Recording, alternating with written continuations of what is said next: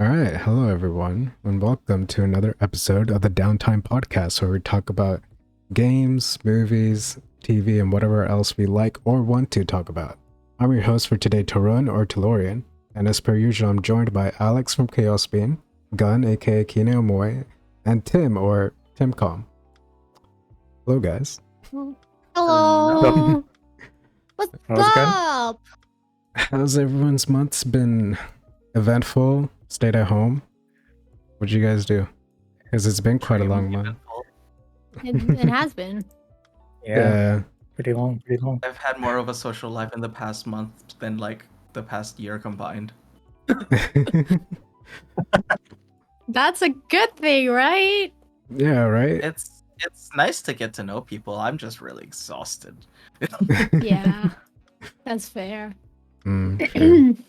Well, but Alex, I see you went to Portugal this month? I did. Oh dear. Oops, sorry. I did. Sorry, I pressed a button I wasn't supposed to press.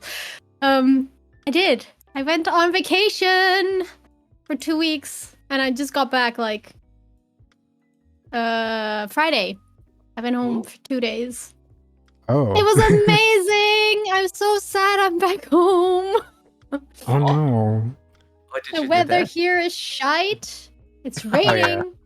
It's been In so bad Portugal, it lately. was I don't know. sunny. It was hot. I went to the beach. We had a pool at our Airbnb. And here, I can just stand outside in the rain. I hate it.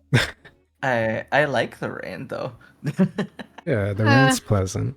No? Not when Well, it's I don't know. cold. Yeah, I don't It's know what kind of different in rain. I think Europe. yeah, it is It's different in different in Europe. It's the thing. Europe. Yeah, it is. It is. Like 100%. It's cold. I It's mean, not fun to bike outside in the rain. I hate it. It's too hot to wear, like pants that protect your your jeans. What do you call them? Rain pants? I don't know what they're called. Rain pants and a Sure. Rain raincoat. pants. It's Yeah. too hot for that. But then also it's too cold to just go out in shorts. And you can never win anything. Ever. Anyway. So what you do in Portugal? Yeah, Portugal was not that, I assume. No, it was amazing. Mhm. I went with 3 other friends, and we well, one of my friends is half Portuguese, so she asked her dad for all like good spots and recommendations and stuff. Mhm. So we spent the first week, about 2 weeks. We went the first week we spent in the north, which is like a lot of mountains, a lot of nature, near Porto. And then the second week we went to Lisbon and just hung around the beach. Went to Lisbon. We did a surfing lesson, which was fun. Ooh. My arms died, Oh. but I had a lot of fun. I wiped out a lot. I also managed to stand on the board a few times, which was pretty epic. Oh, that's nice. Nice. Yeah, So you just surfing's need fun. that. You just need that one photo of you looking like a pro surfer. It doesn't matter like a second after you like wiped Exactly. out. Hey, there's one photo that looks Just good. one Yeah. picture. Yeah, Yeah. exactly. The one everyone always posts on their Instagram. I should Mhm. have that. Yeah. Well, no one was taking pictures of us, so there's no photo evidence that I actually stood on the board long enough Oh, so we for a just have picture to to be taken. take your word for it then? Yeah, Mm. I'm super trustworthy, so you should always take my word for Totally. it. But low-key, Saying. she just went to Disneyland instead, and we just don't know this whole thing. Yeah. I wouldn't be surprised to be honest. No, you would know if I went to. Well, actually, I'm going to Disneyland in 2 weeks. There it is. You went just before Nailed it. Portugal too, no? And we went. Yeah, we went. No, we went at the end of June, Ah, okay. beginning of July, and then I'm going in 2 weeks. But I'm taking my nephews with me, so I'm not going with my friends. I'm going with my nephews. Mhm. It's a different sort of Disney trip. Oh, And then I okay. might go in November. That's a long time. That's 3 months. I have an annual Lovely. pass. I need to get all my money's worth. Oh, yeah, I already fair did, enough. but that's fine. That's fair. That's fair. So yeah. 'Cause So, I but don't- yeah, the rest of Portugal was nice. I one of my friends he was also with us. He brought his Switch to play Tears of the Kingdom, and I kept Oh my like God. asking him to do the stuff he hadn't done yet because he had played like 40 hours and he hadn't done any of the glyphs, and I was like, you should, bro, it's good. And he was like, fine. And then he did one and he was like, yeah, that was fun. And then he went and did another thing, and I was like, you know what you should do, you should do this thing. And he was like, can you stop, Alex, can you just are let you me play? And I was backseat like, gaming? I was, Backseat but I gaming, was, and he was like, I know you're sad that you finished the game, but I'm playing now. And I was like, I know, I'm sorry. It was just, he was doing all Oh this my. stuff, and I was like, but there's so much cool stuff out here. He's like, let me explore. And I was like, fine, go explore. So it was half I your Portugal trip just trying to backseat this guy to play Tears of the Kingdom? No, Oh, that was like God. the first like 4 days. Oh. And then I got How many Stardew days Valley on my exactly? Switch. Oh God. And then I got Story of Seasons Friends of Mineral Town on my Switch. And that was Ah. like, that's a remake of Harvest Moon Friends of Mineral Town. And that's one of the games that I played a lot when I was a kid. So I played the remake. I think I spent like 20 hours during the trip playing that. So I stopped backseat gaming because I got my own game. So give her her own, she'll leave you alone. He was like, please leave me alone. No, my friends were like, because I bought my time at Porsche to play Oh yeah. Yeah. the vacation because I read that that's a pretty fun game. And I wanted to do something like Stardew Valley, like just a chill, like low key, easy Mhm. game. But that game sucks balls. So Oh dear. I was Okay. like, I don't want to play this. I'll just get Stardew Valley on my Switch. So I Hmm. did. And I played that for like an hour. And then I was like, wait a second. The remake of that game just came out. I want to see how much it is on the Nintendo store. And then it was discounted Mm. like 40%. And I was like, well, I can't not get it right now because it's on On sale. discount. Yeah. So I got that. And then I played that for the rest of the vacation. I love it. Just take a vacation to Wow. Portugal and then just spend your time playing like Stardew I Valley. didn't Pretty much. I didn't only play games. We did a lot. Like we went to a few cities, a few little towns, and we also went to see a waterfall. Mhm. It was like an hour hike away from where we parked a car.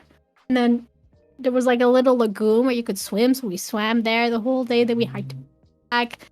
And then we just did all this stuff. Sorry, I'm just reading chat. Yeah, welcome in, Ghost. What? Hello, Ghost. Welcome. Please stop calling me that. I don't understand why you keep doing it. Oh, no. I And was is like, there what? something you need to tell us?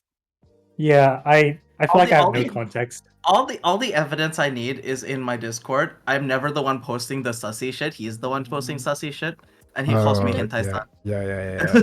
I've seen this. I've seen this. Oh, I don't believe you. You can go check. It's right there. Well, hey, Ghost. No, I've seen Hello. this. Oh my god. Well, Alex had what sounds like an incredible time in Portugal with her Stardew Valley and backseating and some outside experiences. I touched some grass. Yeah, she still Some. touched them. That's all that matters from a vacation for any gamer, of course. But Gun, I see you haven't really had the chance to travel so much because you've had to deal a lot with university. How's that been? Yes. So there's a lot of positives actually. I just finished my pre-course, and actually like a week ago or 2 weeks ago, and I don't know if I said this before, but I found my people because we're a Yes. bunch of weebs. Yeah. We play video games, Nice. we karaoke, like basically weekly. We board game. And yeah, it's hella fun, and we have a Discord server for each other, like to just hang out now, and it's cool. That's so cool. Right. God. And yeah, but yeah, before the pre-course ended, we actually like Mm. met up at uni once, and we met up at 2 p.m. and we ended up staying until like 30 minutes past midnight just doing schoolwork together Oh my because god. there was so much. Let me tell you, driving out of Jula at that time of the night is so hard because all the gates are closed. Oh, right. Oh no. It would, yeah. Except for like one, but like you have to do like a big ass circle because they're all one way roads. So you have to basically drive the entire like circle around uni and then go out like 5 minutes. Like if I was walking, it would be very short, but you know, driving. Yeah. Oh. But yeah, good. It was great fun though, but with all the people. But my question is, what are they expecting with these deadlines? Because okay, so my first project was Right. to work with an actual company, doing some consulting for them, and the time frame they gave us was like a month and a half, and like we got basically no details from the owner. Like basically the owner just basically ghosted us after introducing us, and like Huh? the project prompts were very vague and confusing, and I just don't know what the hell they're expecting. Well, Figure it out. Yeah, Get that's basically good. what they did. He just dropped it as like get good. Pretty much, but like it's like I realized that like I'm going into management school, so we could like have to know consulting and stuff, but like I feel like this is too vague, you know. Yeah, you're going into uni to learn stuff. Yeah. And like the first project, which like we have classes and stuff on this, right? But like Mhm. I don't think you can really implement what you learn within like 2 days of learning it. Like I Fair. just don't think that's a feasible thing. But Quite bold. Bold move. yes, Bold move from the institute. Yeah. just a little. But yeah, it's been really socially exhausting just because like I last few weeks especially have been really busy. Like especially since like the pre-course finished. I've had like on average like 4 social events a week. Yeah, I see you've been going to like karaoke a lot, and I think there's Karaoke, one night drinking. where you didn't expect to go at karaoke, but then it ended up becoming a karaoke night. Yes. That was yesterday actually. Oh. We went to a restaurant, an izakaya, Okay. and we were, you know, just hanging out, chilling, and then like one of the people who one of the people who went with me was Mhm. like, "Yo, there's a karaoke upstairs. Kina, let's go." And specifically me. Yeah. Yeah, not only karaoke though, I see you also went to a maid cafe. Ah, yes. oh god. So this was last week, on I want to say Thursday, so like 4 days ago. So I actually went with Rosaire. Can we get a shout out for Rosaire? Wait, Yeah, of actually, I course. can do the shout out. Give me a sec. Yeah, while you're doing that, I'm just gonna Google what a maid cafe is. Do you not Just know like- what a maid cafe I is? feel like I But- do, but I want to be sure. What? It's cringe personified, and I have mixed feelings about it. Uh, But okay, so Rosaire has never been to a maid cafe before, but she's always wanted to go because she likes cute girls. And so Good girls are great. yes, they are. Just But saying. so she it's, I mean, I agree. But yeah, so she hit me up and she was like, I want to go to a maid cafe before I travel abroad for work, right? Yeah. Because she's traveling in like a month or 2. Mhm. And so I was like, fuck it, dude, she's leaving, I'll go with her. Because her boyfriend's never gonna go with her. Like, not to a maid cafe. He's very 100%. Yeah. yeah, 100%. He's not going. So I went with her, right? Mm. And like, the moment I stepped through those doors, I was like, I'm going to die. Was this the end. one? Was this the one at MBK? Yes. this is exactly what I was thinking. I have been to that one. Oh, You have? I think God. so. Was it on the top floor, kind of? This one is the lower floor one, the new branch they opened. I went to the top. I don't know why. Yeah, the top one was the Oh one my I went God. to like 10 years ago, Yeah. like when it first opened. But yeah, so it was really actually like okay. So my memories of it, right, was that like you know, other than like watching them do like the performance on like things, singing, dancing, whatever. Yeah. It was kind of meh. Like food is really overpriced, and it still is. Mm-hmm. But like back then, food was actually not very good tasting either. But like this time, I actually was surprised by how decent the food was. Like it's not like Oh. amazing, and it's still overpriced, but it's actually like good food. Yeah, when I went, it was not good food. So Yeah, exactly. Yeah. Like it was way better. They also put cat ears on me the entire time, and I had to Love to see call it. my waitress. Oh, my yeah, God, they really? ask Oh, you they God. ask you to meow meow at them to call them over rather than Yes. just like Yes, they did. That I sounds. see when That I is was hilarious. when I was And, there. yeah. Yeah. Yeah, go ahead. No, when I was there, it was for a birthday party, so I just asked the birthday boy to be like, "Hey, you do it. You Yeah. know, you're the one who wanted to come here." Yeah. I was literally just about to say I have trouble picturing just like you, Tarun, sitting alone by yourself in a maid cafe because I have like no context of why you were going. I'm just like, No, it's for a why birthday is that? party. It's for a birthday party. Okay. Just to be Just clear. going by yourself would be like, There's a I don't know. coworker. That just gives weird vibes. There's a It really does. coworker's It really does. coworker's birthday party, like for my last company. Yeah. Mhm. Yeah, no, great. Thank you for the context. Yeah. Mm. So, but yeah. He was just rethinking his whole friendship with Tarun. He was like, by yourself? right. Yeah, but no. It was actually really pleasant. Other than like internally cringing myself to death. But Mm. yeah. Did they make you do spells? Yes. boy. Moe beam. Oh my God. It's for like a drink or something. Like if I remember. It was for correctly. food. It's for food. It's for food. Oh, not it's for drinks. food. Okay. Yeah.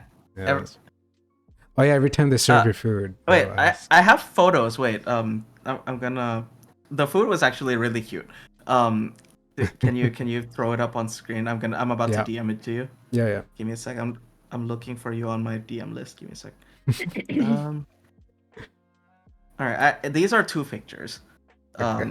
This was my food and drink. I don't have Rosaire's pictures though. She didn't send them to me because I forgot to ask her Wow. for them. Oh, okay.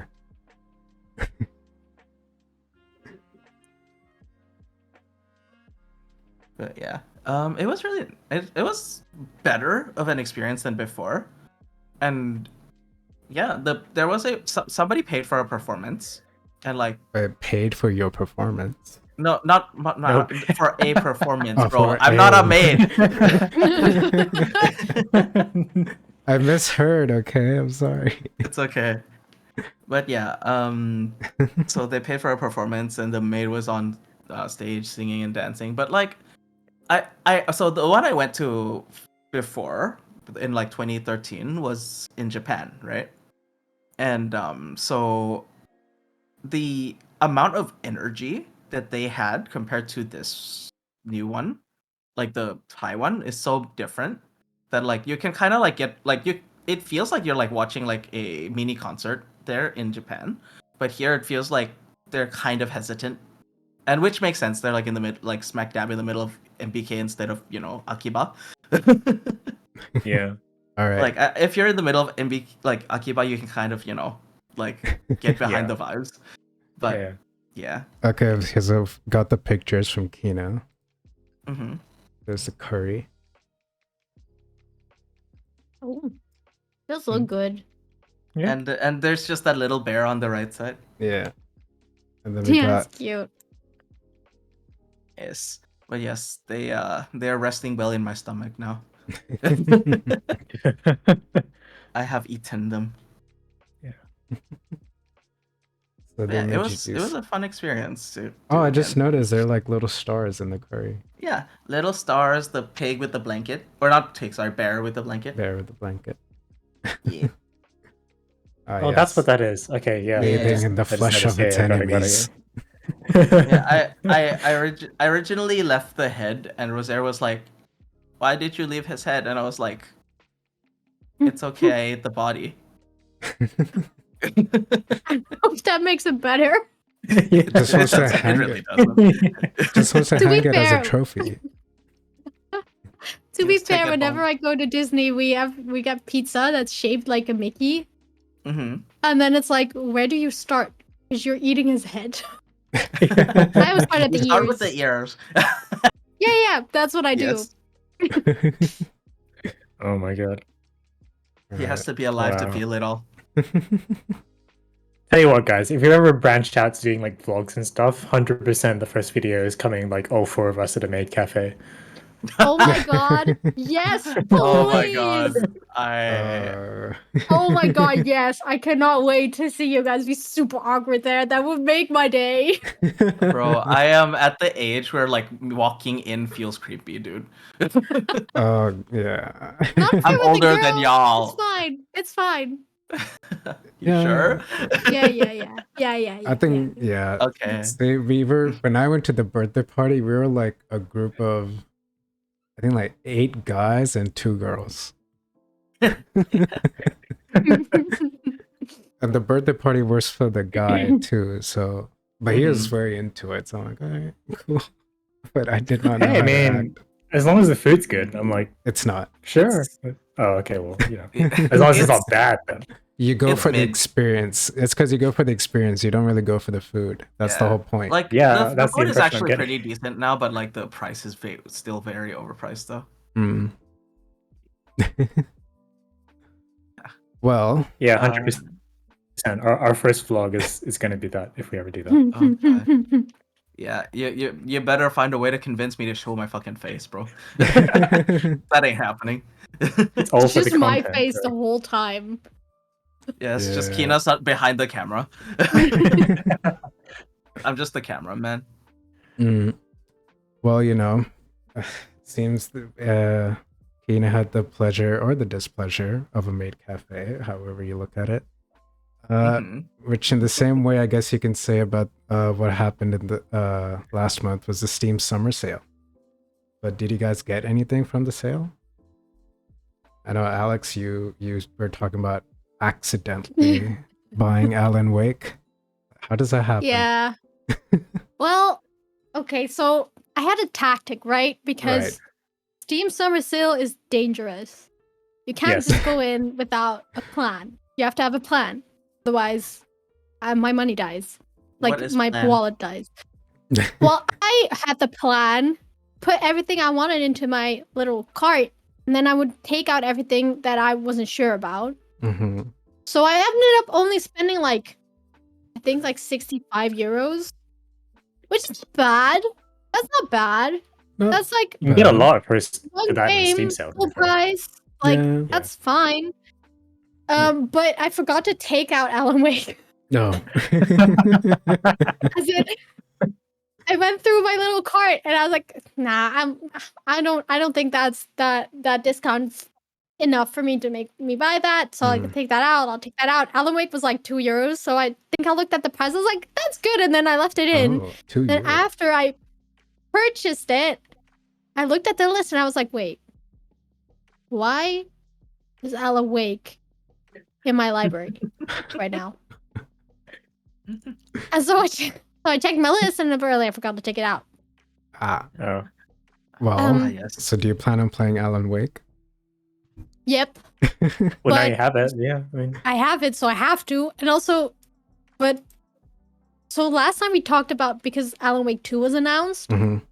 I know we talked about it, so I googled it and I was like, oh, maybe this is just a fun, like normal, like fun game, No. but there's creepy stuff in it. And I was like, oh, god damn it. yeah, that. Stream it. Yeah. Stream it. Can't Stream it. play this by myself. Stream, so stream. I am probably gonna stream it because otherwise I will Hell die. yeah. And then we can be there. Yeah. Leia, as Wait, don't your- you still have to finish RE2?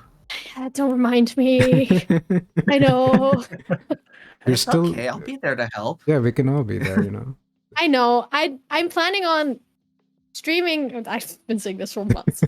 I'm planning on streaming it sometime soon. But to be fair, I quit my master's degree. I'm Oh. going to be working, so I have more time Mm, to do Okay. stuff. yeah. So So stream this month? probably. Okay. I want to do a So little. we're not suffering together anymore. No, I'm sorry. I suffered so much that I didn't want to suffer anymore. I mean, So- fair. Man down, man Yeah. down. Yeah. Sorry. You lost me. I am. My master's degree is RIP. Oh no. That's fine. I can support you still. Yeah, Mhm. it's okay. Hey, Yeah. maybe we can finally get you on that Warframe path. Yes. Oh yeah, I actually was looking at all my games that are on my PC right now, and I was like, Mhm. oh yeah, I downloaded this. Haven't opened it once. I don't want to push you to play it, so like I'm just waiting for you to like want to play it. Yeah. And I'll be there I too will- I will- to play. I just forgetting that I own these games. I have so many games on my desktop. I need to stop and play one of these at one point. I just spent a lot of time in Zelda, Fair enough. Yeah. so I need Before to find new games to play. before we go on, I just want to go back to Alex's extremely reckless Steam summer sale tactics, where you just add everything into your cart and then take stuff Oh out. yeah, you said it's effective, and then you proved it. What it's are you not talking about? I effective. only accidentally bought one game. The rest I'm was just so very impressed. intentional. Because I just feel like the way my wallet is, I would never just add everything to my cart. I go like one by one, because otherwise I'd just be tempted just to click buy everything, and that'd Oh, just I be did like, that. Oh well, there you point and case. Well, like I said, I only spent 65 euros. Uh-huh. yeah, I mean that's not bad. I That's mean, actually what not, else did you That's get? that's actually Really not not bad bad. at all. I took Yeah. a lot out of the. What were some of the games you got that you I got There's a lot of been indie games. indie games? Oh, dope. I did not Um, get indie games. wait. I Let me didn't see. even realize there was a Steam sale. Well, Well, then last you year I dodged a missed it, and I was very upset. So this time I was like, I need to get bullet. some games. Yeah, all I bought was the Mafia trilogy. It's actually a pretty yeah, I good remember. deal. I think it was like 85% off or something. Oh, For 3 Yeah, games. man, that's good. And 2 of them I've never played before. So I already Mhm. played Mafia 1 this in the past month, and it was surprisingly short. I think I finished it in just 2 streams. If Nice. For anyone who wants to stream Mafia 1, by the way, do not do a game audio capture. Like, don't try to capture the audio of the app, because if you do, it just like for some reason it's really quiet and it just doesn't work. oh. Is it So- like an old game then? Because I assume No, it's it's the like. definitive edition. So it's the remaster Oh, okay. thing. And it works really well. The story was really cool. Got me into watching Godfather again. That was nice. Nice. The whole mafia theme, and it's very cinematic. It's very cinema, very film, like the whole game. Hmm. It was really cool. Hmm, But yeah, that's the only thing I got from the Steam Summer Sale were a trilogy, and that's it. I didn't even know Alan Wake was on sale. Did you get Uncharted or did you already have it? I already had it. Okay. Yeah. I'm just So- curious. Do you guys not have it like set up where you basically put everything on your wish list, and then when it goes on sale, it like emails you? It's Yeah, because I remember, like, I have Every that. game I want. Yeah. I have that But too. then I get so many emails from Steam. Well, my inbox is a disaster. I get so many inbox that get so many emails that I ignore them. Mhm. Except yeah. if it's like sometimes multiple games will go on sale, and then Mhm. it'll be like, oh, this game and another game. It won't mention the game.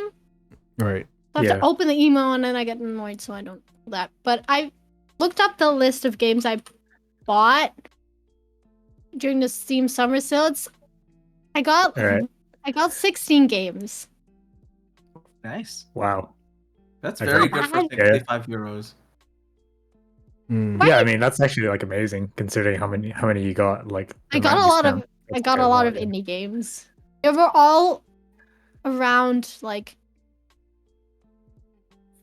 between 2 and 7 euros. The most expensive game I bought was A Plague Tale: Innocence, Oh, which was Mhm. 8 euros. I got Hellblade: Senua's Sacrifice for like 450. Nice. I got all the games from the creator of The Moon, Yeah, the moon. Oh Oxenfree. yeah. Okay. Cool. Grey, Death's Door Oxenfree's Before Your amazing. Eyes. You're gonna play Hellblade on your own? What does that mean? What does that 'Cause- mean? I mean, Why did you say? oh my god.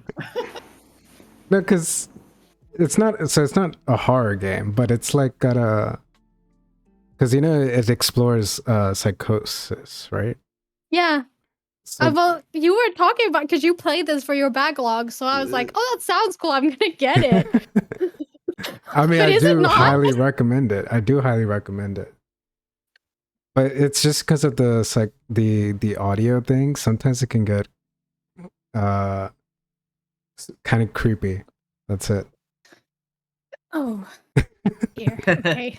I'm ready to Yeah. watch this. Tim's played it too. Tim can vouch for that, right? I'll think about it. Yeah, I mean, I don't know why you were so surprised about her playing it though. That just seems odd to me, Because like, okay. she just talked about was it Alan Wake and like it having a bit of creepy thing. Then she's like, "Oh, right? I get scared Yeah, but- super easily. Yeah, see, that's why I was asking." But to be fair, well, I guess I'm gonna brand myself as a person that plays horror games now. Because I feel like that's just happening. It's just falling in your You should path. play Fatal Frame. No, no. If there's a game that I'm not gonna play, it's Fatal Frame. I've watched It's not streamers that play it, bad. and I'm like, no. You've shown me clips, Tina. I Do have- not give me that. We've heard you It's scream. not You that showed me 2 clips where you killed yourself screaming. I'm not gonna do that. I mean, it's really jump scary, yeah. But yeah, it that's doesn't the really least stick my to you, least though. favorite. It doesn't I don't like getting the- chased. I don't mind jump scares, but like, and I'll scream, of course, but like I don't mind it because it doesn't stick. Horror games that stick with me are the most horrifying ones to me. Wait, can you give me examples so I don't play them? PT. I mean, Oh yeah, no. PT. Oh, I couldn't even Yeah. watch people play that. The worst part about PT was I was living in Washington and the housing style is very reminiscent of Washington. Yeah.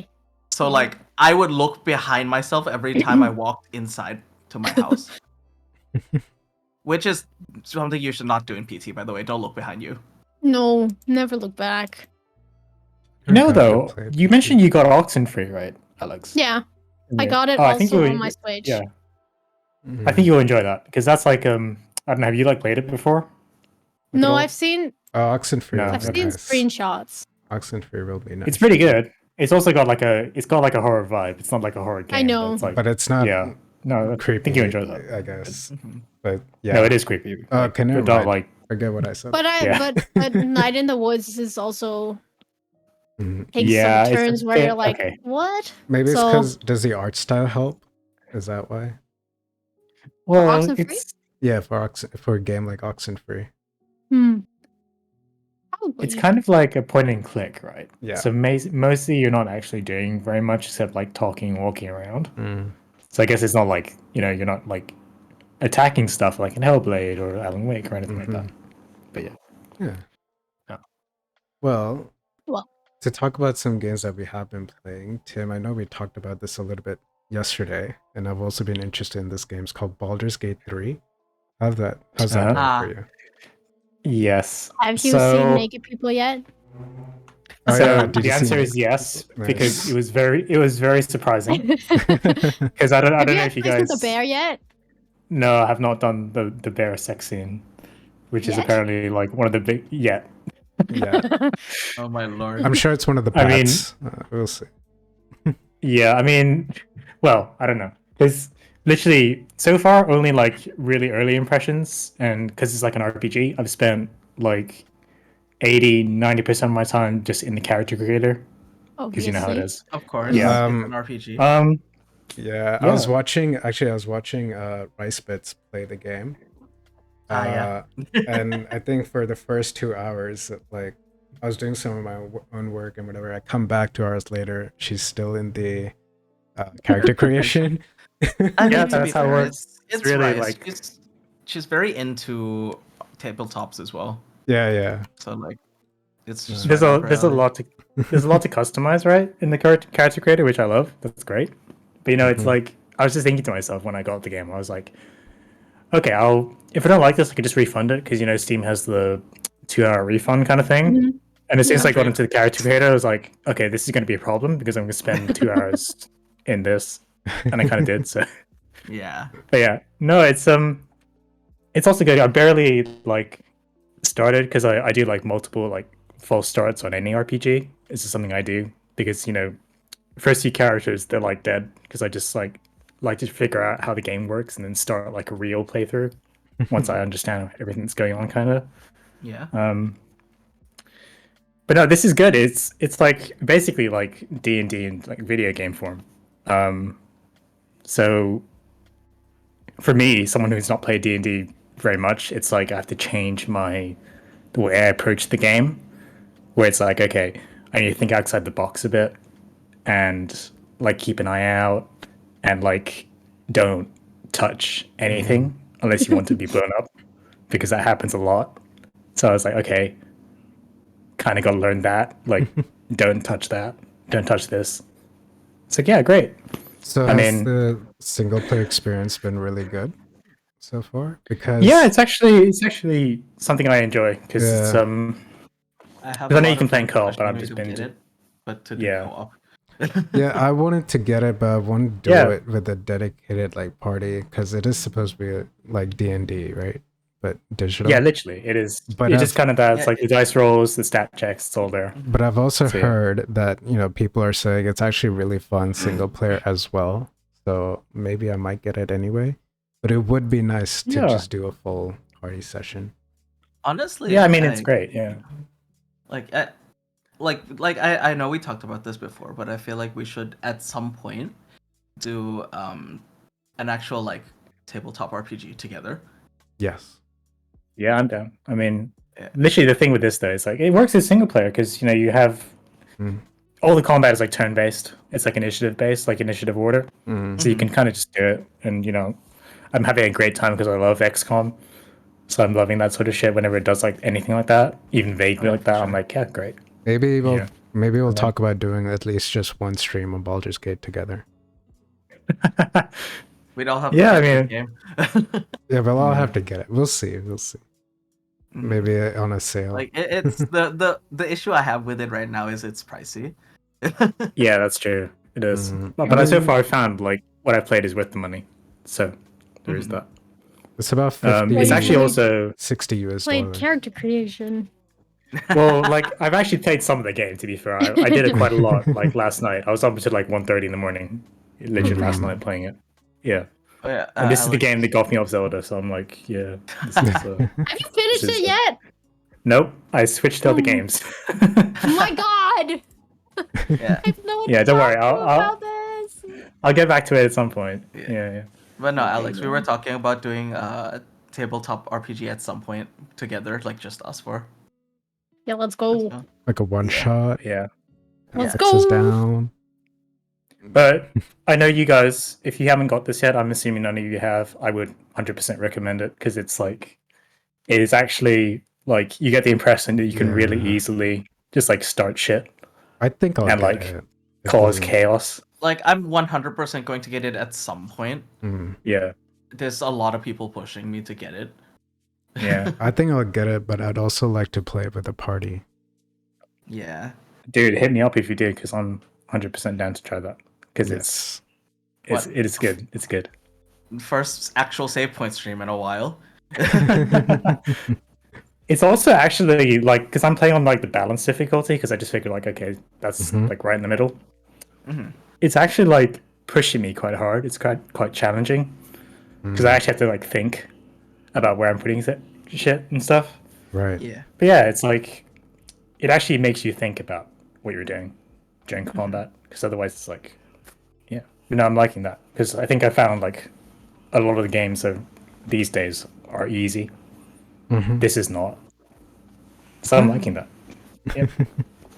I have the opposite to say later, but I'm gonna wait for the topic list to come. Okay.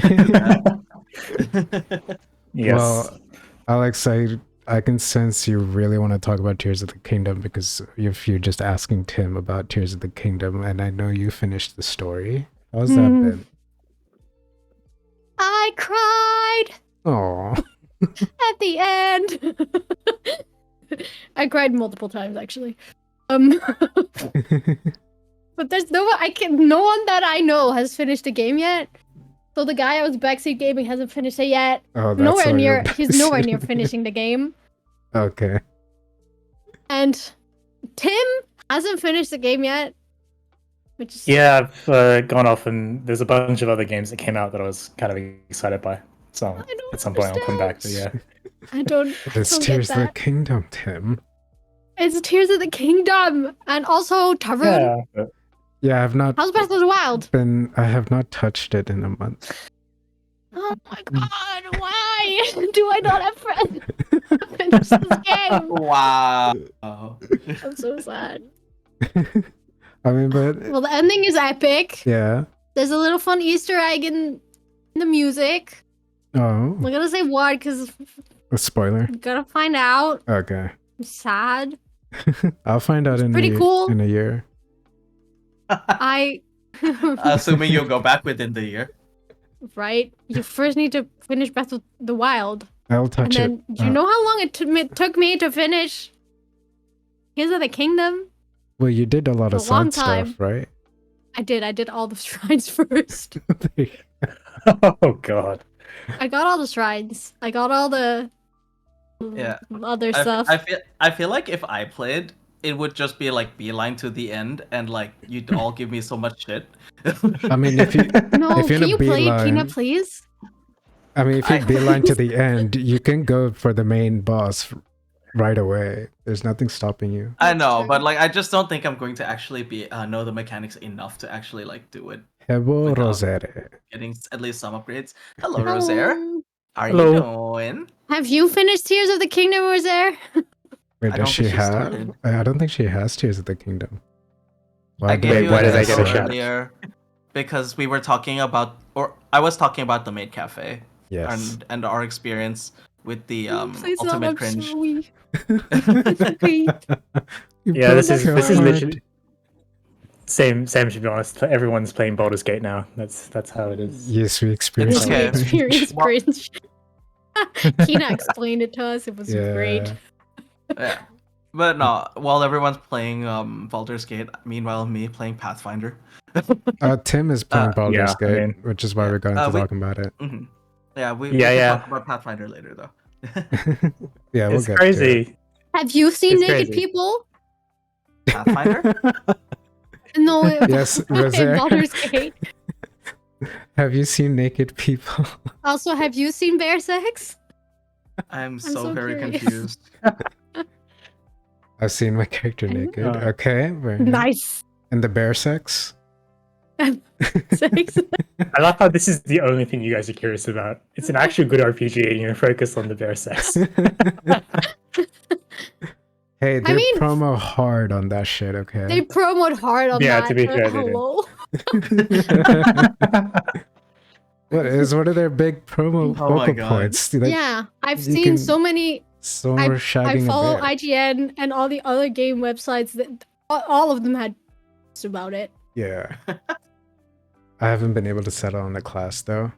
Mm. Yeah, that's a real problem I've Uh, had. Have you not settled on one either, Tim? I've tried like half of them at this point, just like You can see re-rolling a dragon characters and stuff.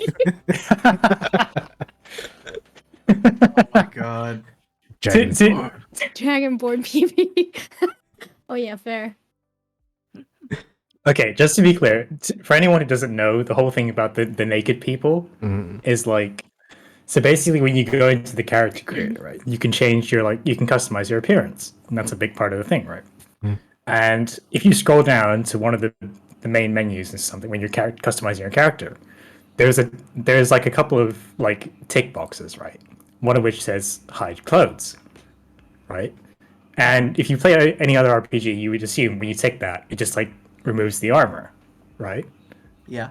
Because you'd assume that's what it does, but no, this one takes just everything off. So it's just like this is essentially like a nude mode toggle. Yeah. I heard many streamers were caught off guard about this. Yeah. There's like compilations of people doing that on stream. Tim, I think you have to answer this. Why are the PeePees flaccid? I don't know. It's very surprising because they're Would you rather they be hard? What? I mean, This went somewhere real quick. I feel like I needed a warning. I'm going to just tune out. No. PeePees look kind of gross. PeePees look kind of gross. I mean, I agree. But still.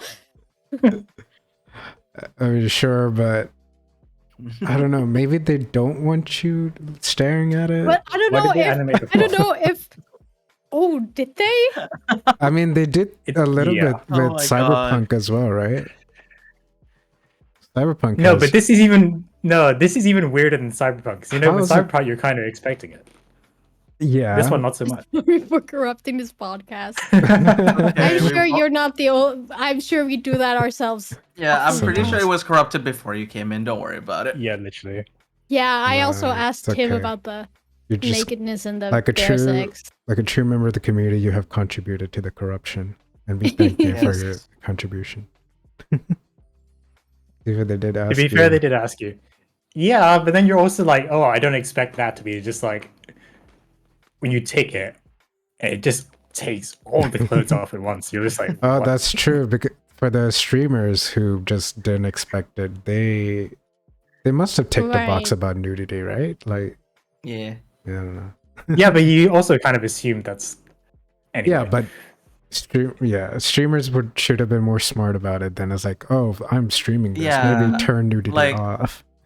Like I can't understand the logic if you are streaming and then you decide, yeah, let's take nudity on. Yeah, You know? and to be Yeah, fair, also, if the button says "take clothes off," what do you expect to happen? well, I don't know, because Like when you take underwear, that in you know? anything, it's like underwear. Yeah. Yeah, but if you get the naked warning, That's true, Rosaire. also yeah, that's true. That- mean- that's true, but also you should prepare before stream so you still have your brain cells. Yeah, no. a lot What of if you people don't do have it. any before you start? You know, they're going That's in me blind. in everyday life, though. Going in blind. Like, what if you have none in general? I already have none in general, so I can vouch that it's. Yes, still I'm asking not the for same. me, for a friend. Yes. Yeah, this went to a weird place real fast. Anyways, How much Okay, Keenan's that's brain right. empty. Yes. Oh no. No thoughts at very empty. Mm. Well, It is very true. but yeah, when you guys get the game, and I'm assuming you all will at some point, Yeah. you can see what the weird, very explicit character creators all like, because it's like mhm. Fair enough. I'm super Someone had to, curious right now. I'm looking someone at the had to- Steam page. Yeah. someone have no someone at the money. studio had to spend time like modeling all this, and you're just like, Well, he did a great job. Okay. Or she, or they. apparently. Well, if the flop is animated, someone had to animate that. hmm Well, you know, it's when it comes to the flop, right?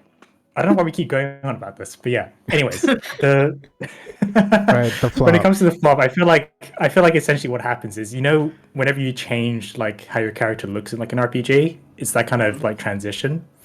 Yeah. So that's what's happening. It's not like Yeah, so waving you around let or it anything. loose. So Mhm. it has to flop. That And, makes uh, sense. for 'cause That's the- not flopping in your underwear.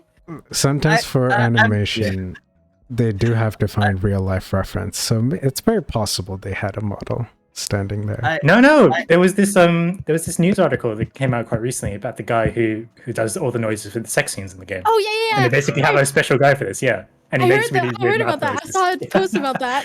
Oh yeah, He was like, "Oh uh, yeah, obviously I want to be a voice actor in Baldur's Gate," and they were like, "No, you need to do all the sex noises." how much do you get Oh paid? my to god. Asking for a friend. butt? I don't know. Yeah. Mm, I mean, depends where you're getting paid, right? Or mm, where you're working, rather. right. But imagine, right? Like you're a model or an actor, and they ask you, "Can you just like flop around?" But we can't tell you what for because NDA. Can you imagine how dodgy that would be? I wouldn't know I how mean, to if do they're that. getting paid. Ah, I don't know, man. There's a But lot I of mean, do you dodgy think it's stuff. like? Do you think it's like fully mocapped? Because then Does the that's even worse. PP I- get copyrighted at that point? Like, cause like I don't think it might not be modeled yeah, based I on what the imagine it works. model. I imagine it works the same way as like boo physics in like I mean not dead or alive. It's too exaggerated, but like it same principle kind of thing, right? Like Yeah. You should- Yeah. I mean, Anyways, yeah, but they would have to have modeled the PP. I don't, unless they have different options for that, circumcised, uncircumcised. I don't know. Oh dear. bro, this Are there this ain't different Cyberpunk. PPs in the game? Are there different Are they PPs? different?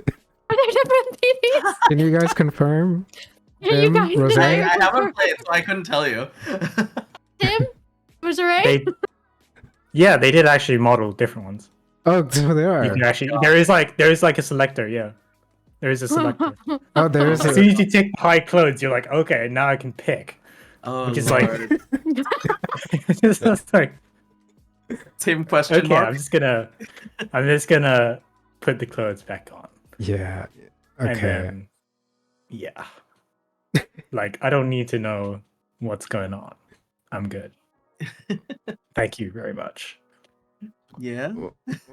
Okay. Well. All right. I don't Moving know. on. I don't know how to segue from PPs because I did not expect our conversation to go here, but We were talking about Zelda. we were talking And about this is a very Zelda, weird place and then for this to end up. Yeah. yeah, and I was gonna say that okay, but we're still on the topic. Why are the butts so square? I have no idea. Are the butts square? Why are the butts square? Aren't they supposed to be round and like a peach? Well, if you have a very toned butt, your butt is square.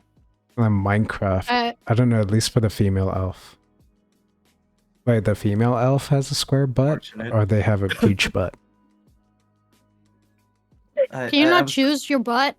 Do we get Minecraft butts when we're toned? I guess. I mean, it depends. K90. It depends. It depends if you're like working out the glutes, though. Mm, Yeah. 'Cause okay. that's how you get a square Yeah. butt.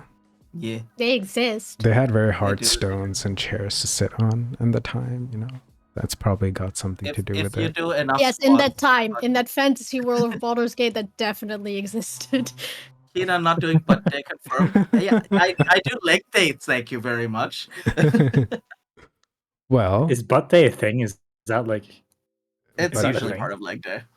right? Yeah. Because that's what I Because was the thinking. muscles you use in your butt are part of your Yeah. legs. They're the glutes. the glutes.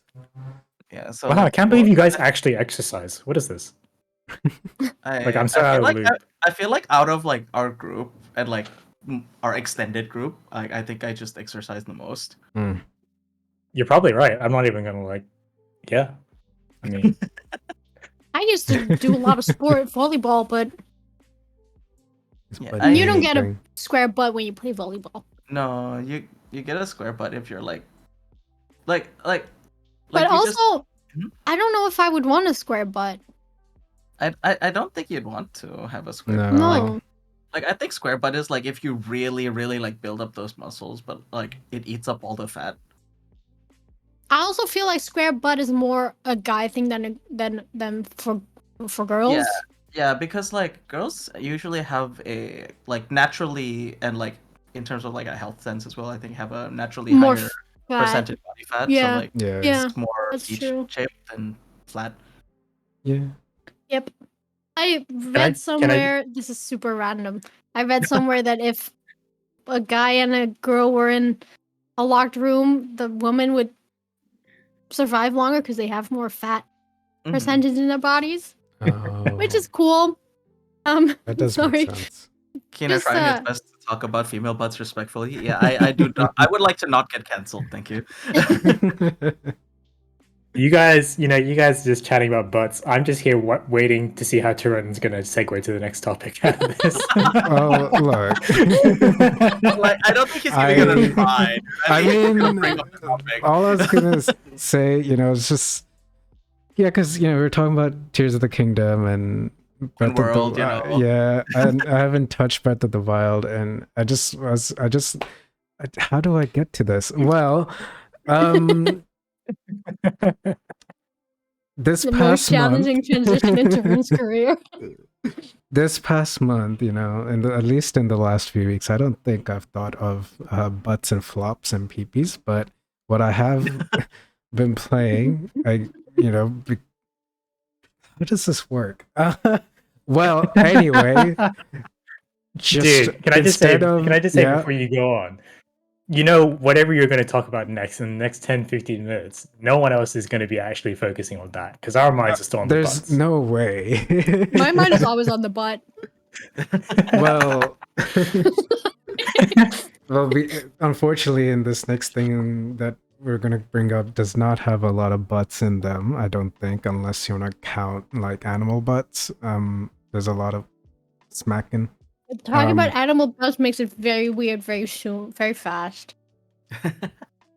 Yeah, it does. Well, instead of playing Breath of the Wild, I just on a whim decided, let's play some Wild Hearts. And this past month, I got pulled in. Yes, I pulled a gun into it too because I know we've been talking about playing Wild Hearts, and actually I've been having a lot of fun with it. And I think I prefer it to Monster Hunter World. Oh, really? Yeah, because the karakuri mechanics I really enjoy, and I abuse the fuck out of. Oh yeah, for sure. Like, I think the thing is, like, Wild Hearts has a much smoother difficulty curve, so like the earlier fights are much more like doable than Monster Hunter World. But like towards late game, everything just two shots you, and which you're not quite there yet. So like you're not feeling it yet. But like I actually do. I've mainly just been swooping around and going wee and flying in and just smacking them out. Yeah, so to provide context for the to the two of you who have not played Wild Hearts, I'm assuming. Yeah, Nope. no. Okay, so Wild Hearts is a Monster Hunter like, but with the basically they decided to mix Fortnite into Monster Hunter. Yeah. Mm-hmm. You can build gadgets and shit, and like, use it to like do zip lines and like cannons and shit. It's make really walls, weird. make bonk hammers. Yup, giant bonk hammers. Giant bonk hammers is a lot of fun. Mm-hmm. Walls when like the monster's charging at you to like stun them.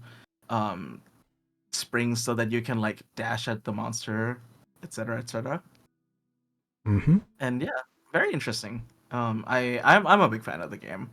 I've actually been doing the post game stuff myself with the new updates.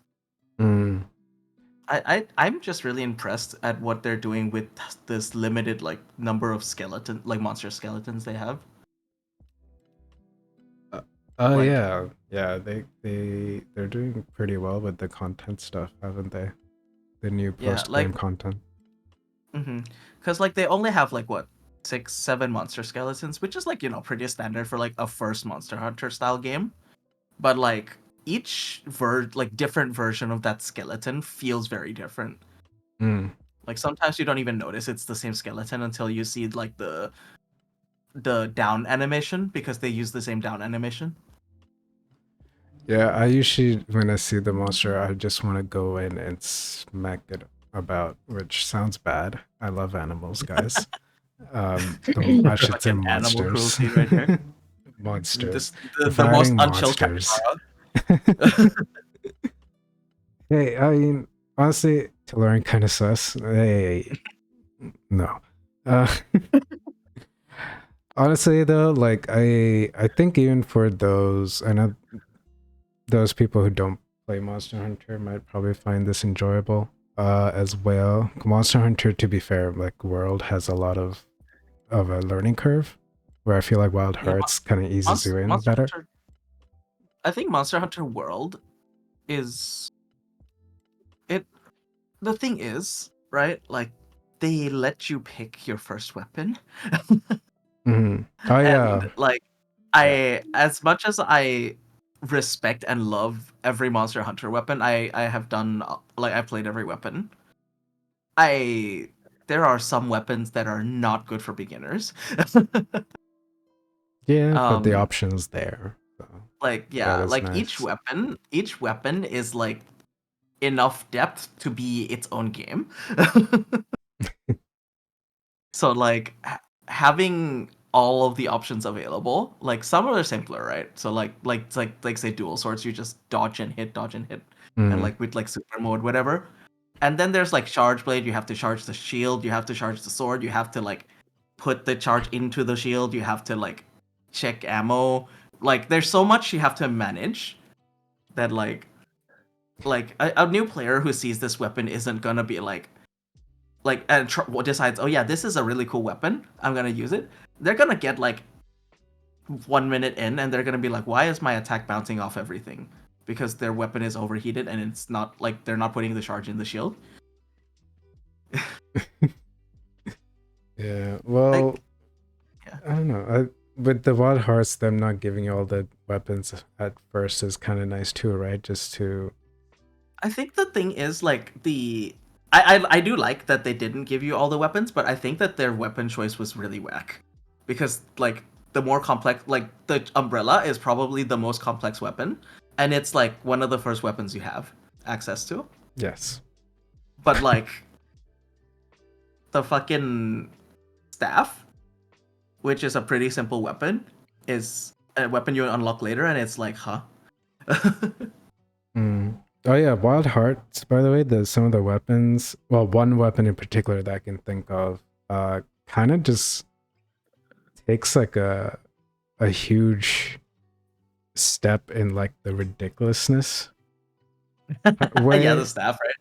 The staff, or like even the cannon, Like the laser beam. the laser beam. You have a literal laser beam. I thought I was playing a sci-fi when that happened, but it's not. It's a medieval, not medieval, but like a It's like mytholo- feudal era Japan. feudal era Japan. Yes. So just to see a freaking laser come out of nowhere, I thought it's like, now this is a sci-fi anime. But other than that game, like, which has kind of also pulled, it did pull me away from Breath of the Wild. And again, I'm sorry about that, Alex, but I'll get back to it. It's fine. It's fine.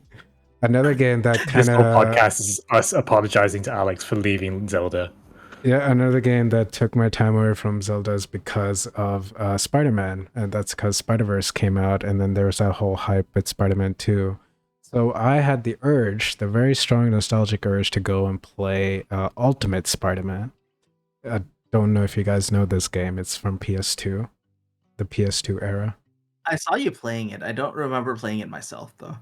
And I don't think I played it. it came out back in when did it come out? It came out in 2005. 2005. So how long is that? 20? Not That's so long ago. so long ago. 18 years ago. my Yeah. guy. Oh god. Well, I had a lot of fun with it then, and to this day, I'd say it still has one of the best executions of web swinging, and the art style is very unique. I watched Lauren get kidnapped by mommy. Wait, Wait, what what? game? Wait, is this What? Ultimate Spider-Man? Who did I get kidnapped? Wait. I just, I am huh? so Yes. confused. Who's So like how Turin's just reevaluating his whole career right now. He's like, what happened? the Wait. blonde Woman's woman's name? Silver Sable. Silver Sable has silver hair though. She does have silver hair. Who's the blonde woman in Ultimate Spider-Man? Wait, Who took you away? who took me away? It might have been Silver Sable. I can't remember. Oh no. But it was a surprisingly short game. I didn't think I'd finish it in one stream. Bro, you finished like half the games you play in one stream. Yeah, I don't know. It was a while ago. Yeah, you always say this, and you do like 12-hour streams. You're like, Well, no, but like- I like- finished Ultimate Spider-Man, I think, in 5 hours or 6. I don't know. But because I feel like one of the few games in recent memory you haven't finished in one stream is like Sekiro, and that's because you spend like 4 hours on one boss. yeah. Yeah, it was a whole other stream just to fight one boss. It was Yeah, the it's final the final boss. boss. Yeah, because It's actually difficult though. he is difficult. But yeah, with Ultimate Spider-Man, the art style is unique. It's very comic booky. Do you guys know what it looks like? I think I've seen clips of it because they were Yeah, I've comparing seen it too, to the new Spider-Man games, but Yeah, I mean, yeah. And honestly, while I was playing this, I was thinking, why was this not in Spider-Verse? So for that, I just think it's a very underrated game and it deserves more recognition. And hopefully we see it in the next Spider-Verse movie. Probably not though. I mean, we saw PS4 Spider-Man and yep. I think, yeah, so I'm sure maybe we'll see something, maybe not. No one talks about it enough. Spider-Man's having a moment right now. It is having it's a great. moment. A great moment. It's great. But no, in Ultimate Spider-Man, you get crossovers with Wolverine, you get crossovers with Fantastic Four, Silver Sable, so I think a little bit about the X-Men. And also, you get to play as Venom in that game, and it feels awesome. But it makes you do this one really dark thing, and it's one of the first things you do as Venom in the game. You eat a kid to heal. Oh my god! A child with a balloon just standing for some reason out at night all alone, and the game instructs you, That's not a kid, that's a ghost. go eat that kid so you can heal your health. And for some reason, if I try to eat, For sure a ghost.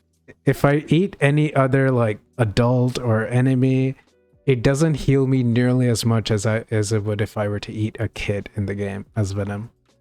For some reason, I don't know why. What the heck? I was like, this is so specific. Why is the game like this? But you get to play as Venom, and that's awesome. You get to fight Wolverine as Venom, and it's so good. It's such a good game. I hope we get to play as Venom in the next Spider-Man game. We probably won't.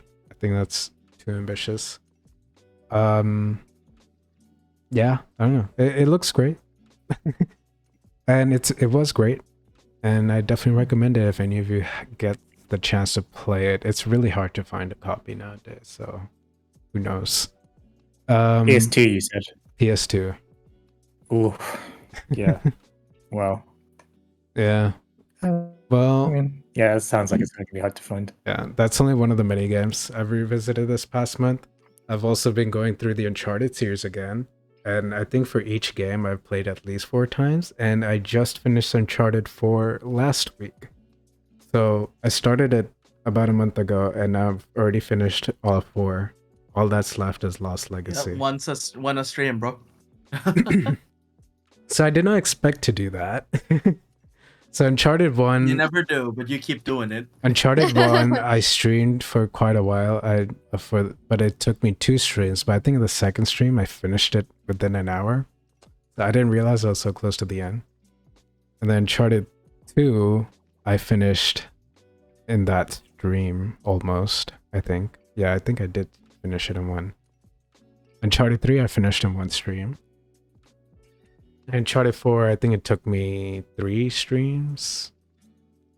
Yeah. Holy crap. Oh, technically 2 streams, because the second stream, there's this whole like Twitch outage going on in Southeast Asia. Oh yeah. Yeah. So that stream was like 30 minutes Remnant long. happened. Yeah. Yeah, it sucked, but oh well. But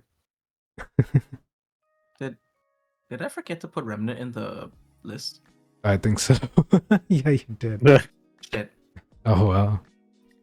I can Don't get worry, some. everyone. We'll have to figure out a way to put it into our super long script we have behind the scenes Oh no, I can fit while, it in. while we chat. I can easily fit it in. Don't worry. But yeah, Uncharted was fun, and I think all of us have played Uncharted. No, Gun, have you played Uncharted? All of them? I have not played them Oh, at all. I am a big fan of Amy Hennig, but yeah. I have not played it. It's so good. It's so good. 2 is still It was by the far my first- favorite. It was the first. Uncharted 4 was the first game I played on my PS4. Mm. Uncharted 2 was the first game I played on my PS3. So I can't speak for Uncharted, but Soul Reaver was one of the first games I played, period. And that's a game by Amy Hennig. Mm-hmm. And it's why I love vampires so much. But yeah, and also, was it after replaying all of it? I think I still stand by saying Uncharted 2 is the best Uncharted game out of the whole series. 4, I felt like started dragging on a bit, which I did not remember, but it is quite a long game. Yeah, I still have Lost Legacy to do. I believe that's very short. I could probably also finish in one stream. I think that That's a game's pretty spin-off short. though, so Yeah. It's pretty pretty short. But Tim, I still need to play that one too. Oh, you have not played Lost Legacy? No, not yet. But you played 1, 2, and 3, right? The collection. I've played all the rest of the Uncharted games. Yeah. Right. Yeah. But Tim. I binged them the pandemic. Oh, nice. And then I Good wrote a time. blog post about it. And Yes, I remember seeing that, I think. But Tim, you've also revisited some games, and I see that you've been playing Dragon Age Origins and the Outer Worlds. Have those been fun? Yeah, so I always go back to Dragon Age Origins at some point. Kind of gone on a bit of an RPG kind of like adventure. You got a Dragon Age fan in the chat. Yep. Oh yeah. Yeah, we have Origins a mega is fan dope. there. Yeah. I know It's, Rosé was pushing me to play Dragon Age as well as Tim. I've played like about half the game, but this was back in university and like it started Oh, getting really heavy, so I couldn't actually like finish it. And now I don't What's remember my what the fuck I favorite- was doing. What's my favorite Origin? Okay. I enjoy City Elf is one of my favorites. And I also love Dalish Elf is also good. Mage. Actually, they're all kind of good. Sounds like you just like elves, man. No, the elf origin in those games is actually really good. I know, both I'm of them. just giving you shit. Yeah. And then Human Noble is great. I love Human Noble because there's a whole thing you can do as Human Noble, which is really fantastic. Yeah, I remember Human Noble being pretty good. Yeah, they're all good in like different ways, which I really enjoy. And it actually makes so much like difference in your actual playthrough, like the origin you have, which is nice. Human Noble was the first one I played. Yeah, actually, that's true. It's actually way more than Cyberpunk. Yeah. And there's more different ones. Data Shelf is dope, though. I love Data Shelf. It's super fun. But yeah, what is it like to return to Dragon Age Origins these days? I think the game came out like in the 2000s or something. So it's old. Like you can start. It's like literally, it is like creaking. You can see it creaking. But Surely yeah, not it's like as much as like the other classics, though. No, not as much. That's true. But it's like a grandpa game. It's getting up there. Why but must it's you still call my age out? I mean, but it's great. It's like this fantastic like fantasy RPG masterpiece. It's like blood soaked. It's like super dark. It's like so good. I always go back to it. By I always Drew enjoy it. Karpyshyn, right? Oh god, I can't remember who wrote it this one. But yeah, it was back in the day when they were doing it's like BioWare's Golden Age when they were making their top stuff. I think it's Uh, true cooperation because like he wrote like KOTOR, he wrote I think Dragon Age Origins, I think he wrote Mass Effect 1 and 2. Yeah, so maybe he was because that's his era when he was Yeah. still working for them. So yeah, but yeah, it's you really should play it, you guys, if you haven't. I feel like D&D fans, Baldur's Gate lovers, I think you would love that. Although I guess like anyone who's that super into it probably already played it. So But I mean, like the thing is like I remember spending so many hours on it and then like I I had to take a break for school and then like I just did never wanted to pick it up because I forgot what I was doing. Ah. And like it's like the curse of a long game, right? Like yeah. it's really hard to pick back up because you don't remember what you did before. Hmm. Yeah, that's fair. I literally I have to mod it to get it working pretty much because the game has like a memory leak issue. So even these days it'll like crash on you. It's just because it's not used to like the modern like OSs or anything like that. So you just have to like kind of if you wanted to get it work and stop I, crashing so often, I'm you kind sure of have it's to still mod. more stable than like Long and Wild Hearts release was. Ironically, it doesn't actually like stutter or anything. So there you go. Yeah. Yeah, would recommend if you love that kind of fantasy. It's kind of dark fantasy.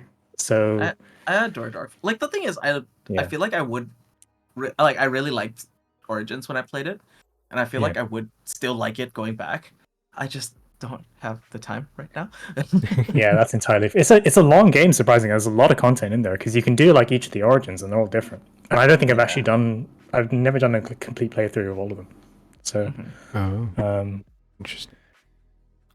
but yeah, no, it's basically like I remember reading when they first made the game. It was like they were just gonna do it as this like side project, and they weren't gonna like plan for sequels or anything. So you could just play it. It's like one contained kind of thing. And if you just play the game, it's like this perfect like dark fantasy Romance. story from start to finish. Mhm. The romance is great too. Yeah, so I've heard about that. yeah, you have Cool. companions and you have like romanceable companions and stuff. So The But thing that obviously it's like stuck to me the so. most about Origins though was that Terran Logain is voiced by the guy who voiced Kane in Soul Reaver. Well, I mean, no spoilers, but keep playing the game. Keep playing the I game. mean, I've gotten pretty like I think I know the twist. Yeah, okay. I Fair enough. have Yeah. no context about this game. I'm not gonna say anything, but I just love his voice. It's he uses the same voice for both characters, so Mhm. like Mm. I fanboy really hard when I hear it. He also voiced somebody.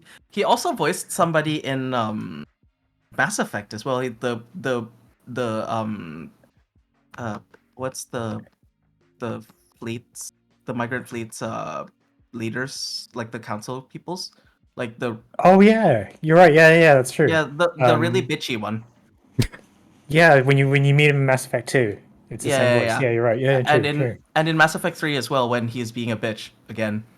Oh yeah, yeah. But yeah, would recommend. It's still great. Still one of the We'll greats. definitely check it out. But also, how's the Outer Worlds going? I see you did more than just the main game, right? I Yeah. can join in on So this discussion. yeah, so I managed to get the I didn't get anything in the Steam sale, but I got the Humble Choice bundle for the month. Oh, okay. So it was like pretty cheap. This came with so they had the Outer Worlds like the Space's Choice edition. So the basically the remastered one for like the current tech. I actually Um, haven't played the Spaceless Choice version because I played before it came out, like right before. yeah, so this bundle had that, and then it had like a bunch of other games as well. I think like Yakuza 4, like the port, and there was a bunch of other stuff that came with that. I wasn't really like interested in any of that. I was like, oh, the Outer Worlds is cheap. The Outer Here we go. Worlds. The Like Outer Worlds everything is else is a bonus. Like, okay, I'll check this out at some point. Like some other narrative games. Like, great, cool. Like this is gonna sit in my library for the next 2 years or whatever. right. But anyways, so I just started playing because it's been a while since I played this, and I was like, okay, just gonna check this out. Still love the game. Saw some complaints about like the PC port being not great, but it was okay for me. Didn't see anything too bad. I played the game before. I still really enjoyed it. Like the writing's really sharp, so love that. I feel like Okay. So I really like the game, and I do feel like the writing is quite sharp. But I do feel like comparing it to other games written by Chris Avellone, it doesn't feel quite as sharp as the other ones though. Yeah, there's something about it. I think I would agree. Like There's something about it. something's That's, off yeah. about it. I'm not sure what it is though. Mm. You know, I think I know what you mean. The kind of like the vibe of the game is just a bit off. Mhm. That's the way I Yeah. feel about it. But anyways, Yeah. so that's my only like real problem with it. Otherwise, like, yeah, it's still great. My real highlight was playing the two DLCs which come bundled in. So I've never played the DLCs before. So what are your thoughts on the DLC? Because like, I'm not sure how much I like them. So there's two DLCs, right? So there's Peril and Gorgon, then the Murder on Eridanus is the other one. Mm-hmm. Yeah. So yeah, it's kind of different just for context. So Peril and Gorgon is like so basically Murder. you just investigating like an asteroid, Yeah. like what's Mhm. going on, and you get hired by some mysterious like rich lady who's like, okay, I want you to go like figure out what's going on. And then Murder in Eridanus is like a murder mystery kind of thing. Mhm. I definitely preferred Peril and Gorgon over I the agree. second I one. 100% agree. Yeah, I 'Cause didn't actually like Murder on I didn't like the murder mystery one. yeah, it has a problem where you're just like running around a lot, which I'm like, okay, Yeah, it's too much. But yeah, if you know me, I don't like running around. I like dialogue. I like gameplay. I don't like running in quiet in silence for like yeah. 15 minutes. But it has some stuff going for it, which is like you can do the murder mystery, and it's kind of interesting to like try and piece it all together. Like you know, you can Yeah. kind of role play as a detective. sure. It's kind of cool. For sure, but I can't imagine it being like interesting to do like a rerun though, since you Yeah, already know the 100% twist. no, because you already know like the twist is like okay, Yeah. I get it, and kind of understand what's going on. Like, okay, Mhm. um, but yeah, I did actually enjoy the overall. It was good. I Mhm. really enjoyed the DLC. I was like, okay, I kind of wish I played this when it came out because it was like, okay, it's good stuff. Yeah. I'm really hoping for more from them because like I genuinely I like these kinds of games. Like I like Fallout, I like the Outer Yeah. Worlds. I want more, but like there's only so much you can play Fallout 4 with mods before it starts Yeah, that's breaking. true. I Like mean, The only there's other thing, yeah, I would mention is the combat. I'm not sure I vibe with it. It's kind of like okay, it works, but like, I like the combat with specific weapons. Like oh yeah, the revolver feels really yeah, good. That one like burst pistol feels really good. But yeah, like the AR feels like fucking trash. um like there's some really good weapons and then some like really shit feeling weapons, and it's not like the actual damage, right?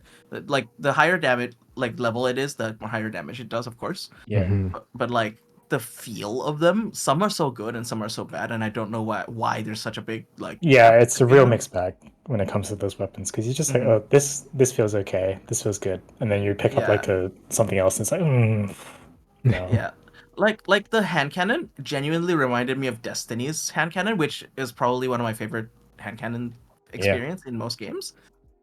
But like then there's other weapons and it's like Mm. yeah. But hey, you know, if you want to do like a Han Solo like role play, which is pretty much what I did, where you have like the Mhm. pistol and like the smooth talking kind of stuff, yeah, that works Yeah. that works Oh really yeah, well. for sure.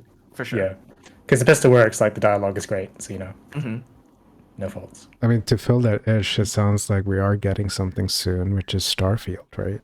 I would just say I'm actually that's. really excited for it. Yeah, I don't know how I feel Starfield. about that, to be honest. I mean, Yeah, there's you do. excitement, but also it's like, is it just going to be like Bethesda's other games? And I'm kind of It's like, okay, gonna be just like Bethesda's other games, and yeah. honestly, I'm okay with that. Yeah, because they're fun. It's kind of weird because it depends glitches. on how you feel about that. Because you're like, oh, it's one of Bethesda's other games. You can feel good about that or not. If they It's- do if they do what they did with Fallout 4, where you can build settlements, oh, you can, yeah. like and like and then modders build on that, I am going to be spending like 2,000 hours on Starfield. I mean, they did talk about settlement building a lot. It's very Yeah, customizable. I'm very excited for it. Mm. And like the customizable crew, I actually think is very cool as well. Like I always wanted that. Hmm. Like that's why I always like in like Fallout 4 and stuff. I always download like unique settlers. So like Yeah. each town has their own like flavor, Mm.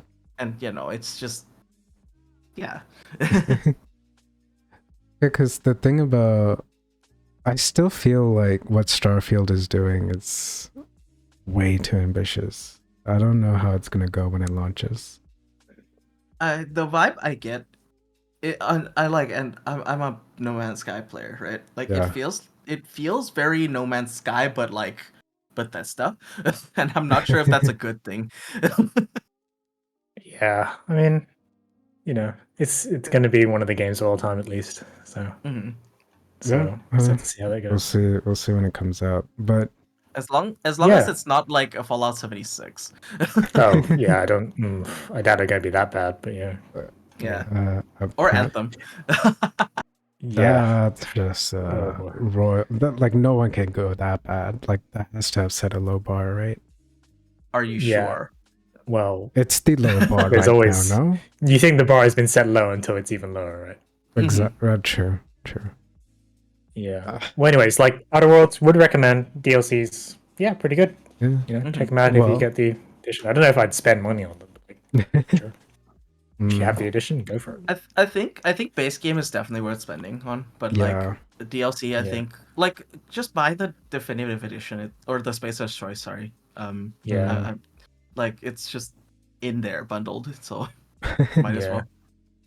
well. Well, aside Although, like, from- I can't guarantee like the performance issues effects, by the way. So yeah, Mhm.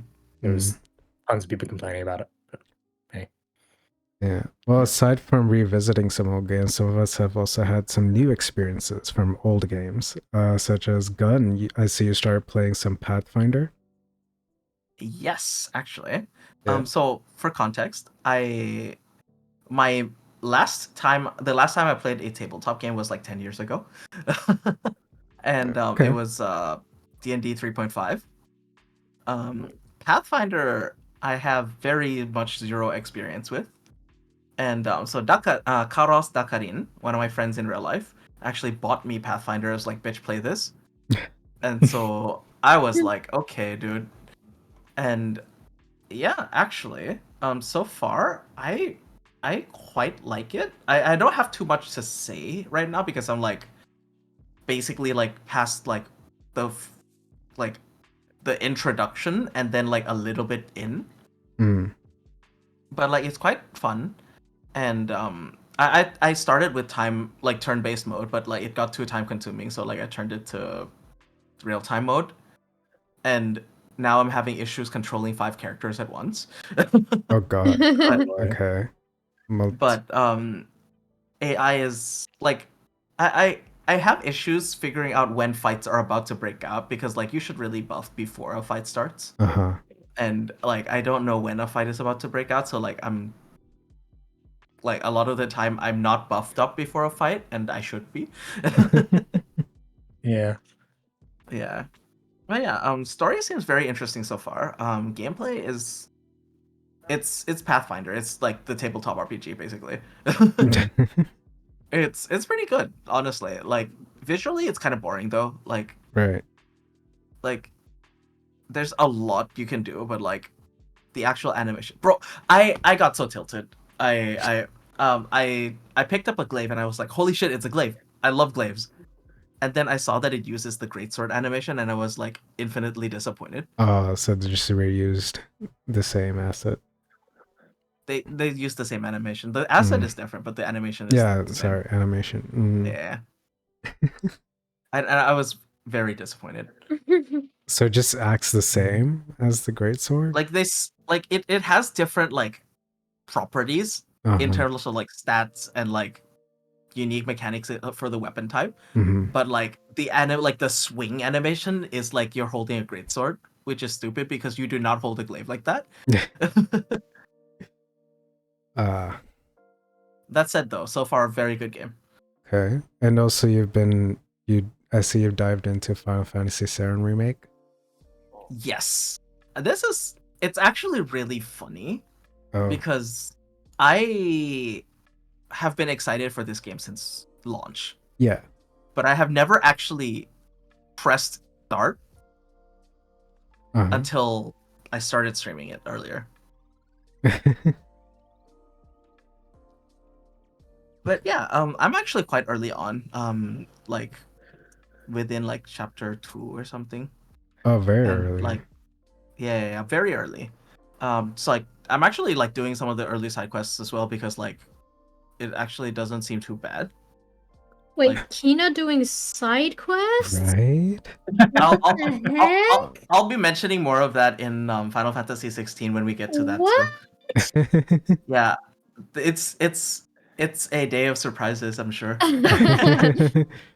Yeah, dude, Final Fantasy VII Remake, I played it and I loved it so much. I do plan on doing a second run of it at some point because, it's a lot of fun. And some of the weapons you get is pretty cool too. Kina seems to only make an exception when it comes to FF. It's Yeah. not just FF. It's FF and like Dragon's Dogma, like specific RPGs, I would say. Yeah. Yeah, because there was another Final Fantasy game that came out way back Yeah. in June 22nd, and I think Wait, just me and let me Clem- finish FF7 first, though. Oh, okay. I'm not done with my points. Oh, I thought you were.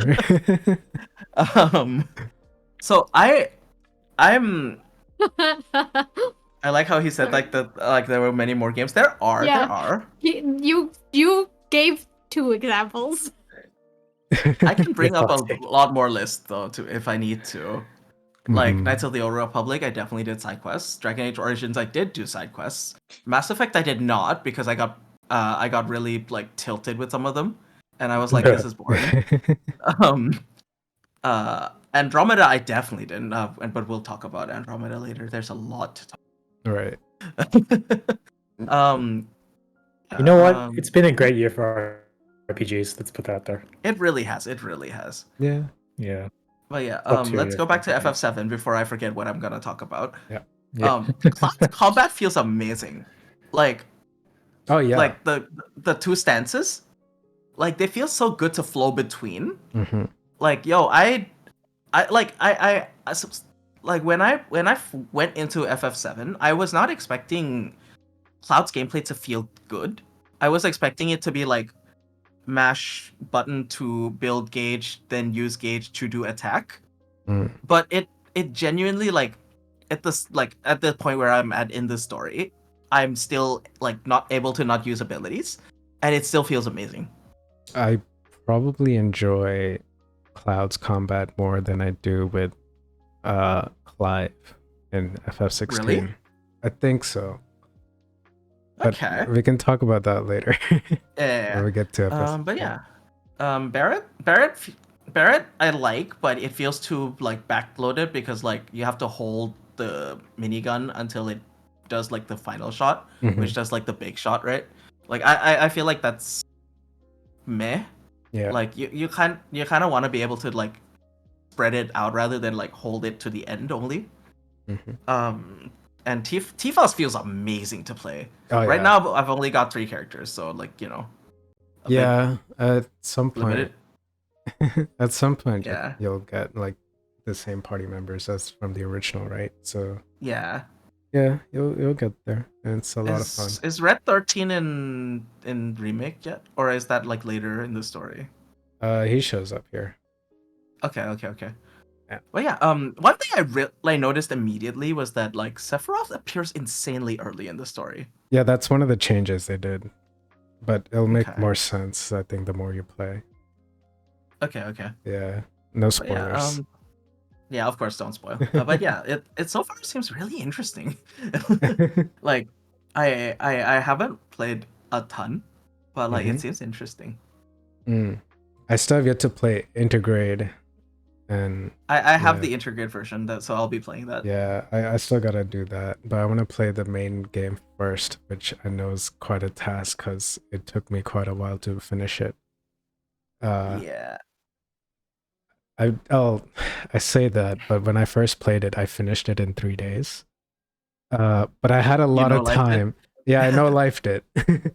It was like during COVID lockdown, so it was like work from home, and I think that day I had like barely any work to do, so I finished it. I just played the Fair game enough. the whole day and I finished it and I was like, oh, such a good Didn't game. you also do that with 16? Yeah, kind of. And God of War?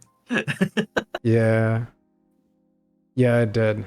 But but the difference is I actually have more work nowadays than I did before. I probably would have finished it way Of course. sooner if it was still with my Fair old enough. company. hmm But yeah, I mean, COVID came when you were already working where you're currently working, though. 'Cause I no, was there that's too. like just yeah, like end of 2020.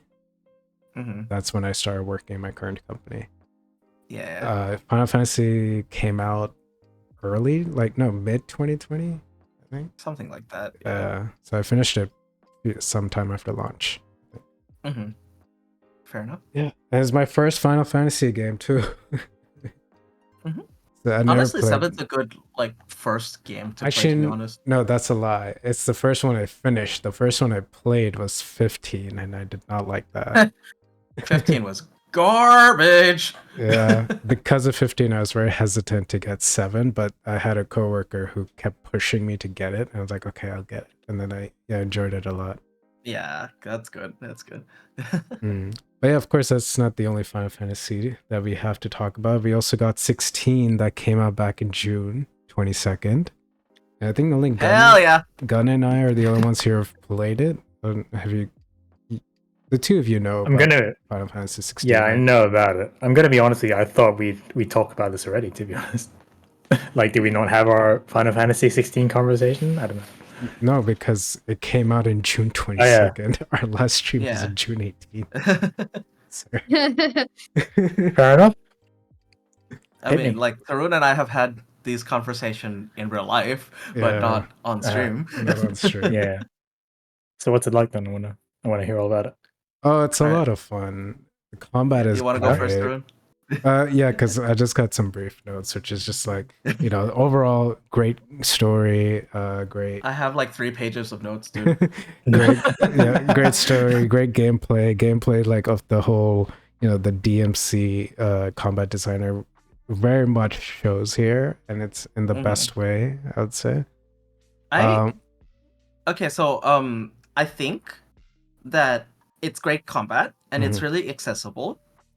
Yeah. But as a character action player, I think it doesn't have the depth that DMC has.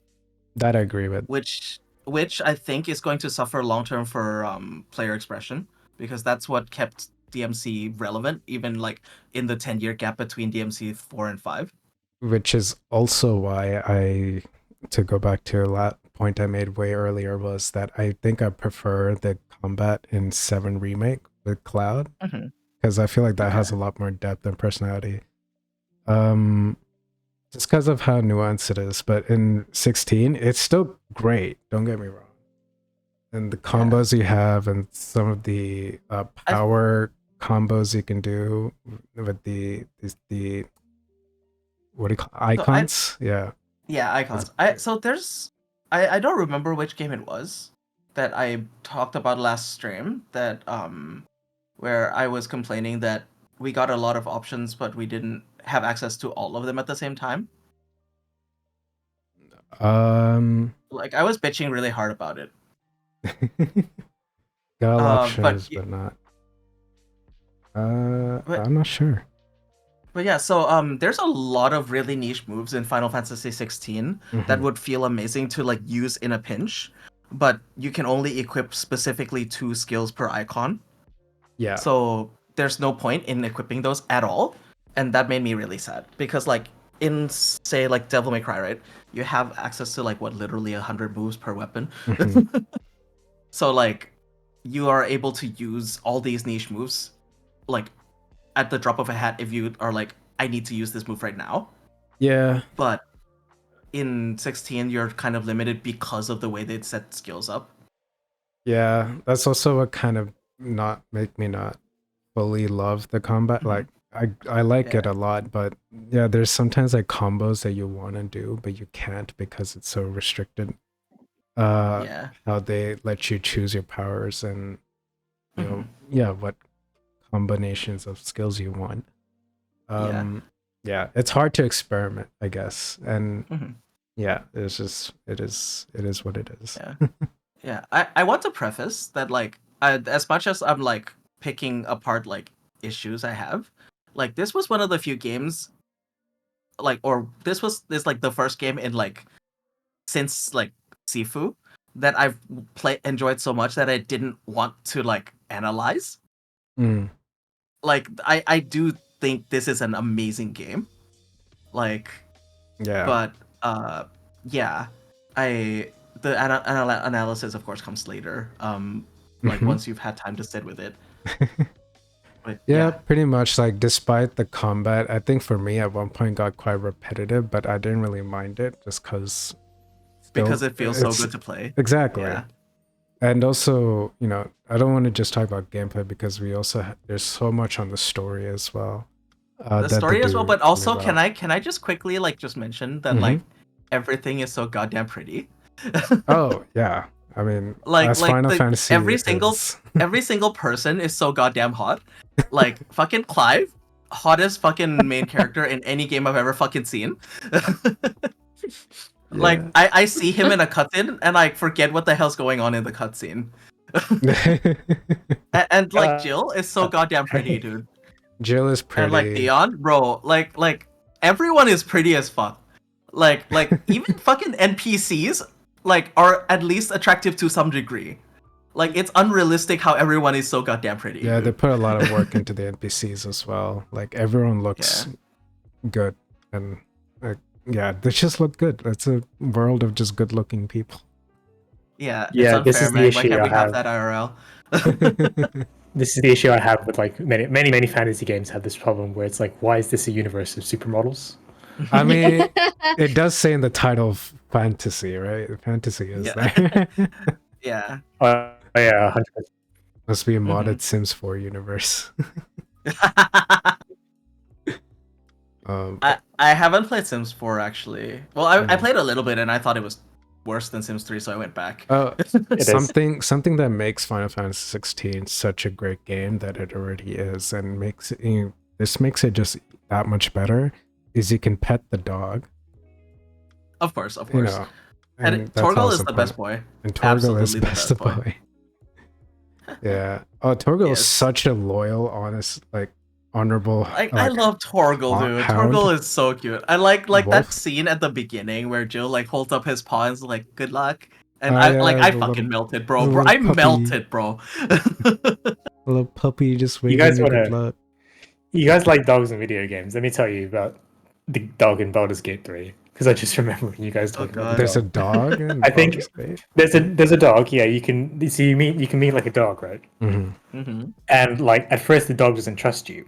So in order to pet the dog, you have to do like a stat check. Oh my god. It's like, oh no, if I don't Oh, get this, I'm gonna delete the game. Beautiful. what did you Did you get get a yet? nat 20? Did you get a nat 20? No, I made it. I succeeded at whatever it is, like animal handling or whatever it's called, like one of those things. It gives you a few options you can pick, like which one you want to Mhm. use. Like, so Fair I was enough. like, yeah, okay. You know, I made it. But like, goddamn, I was like this close to deleting my character. I didn't get it.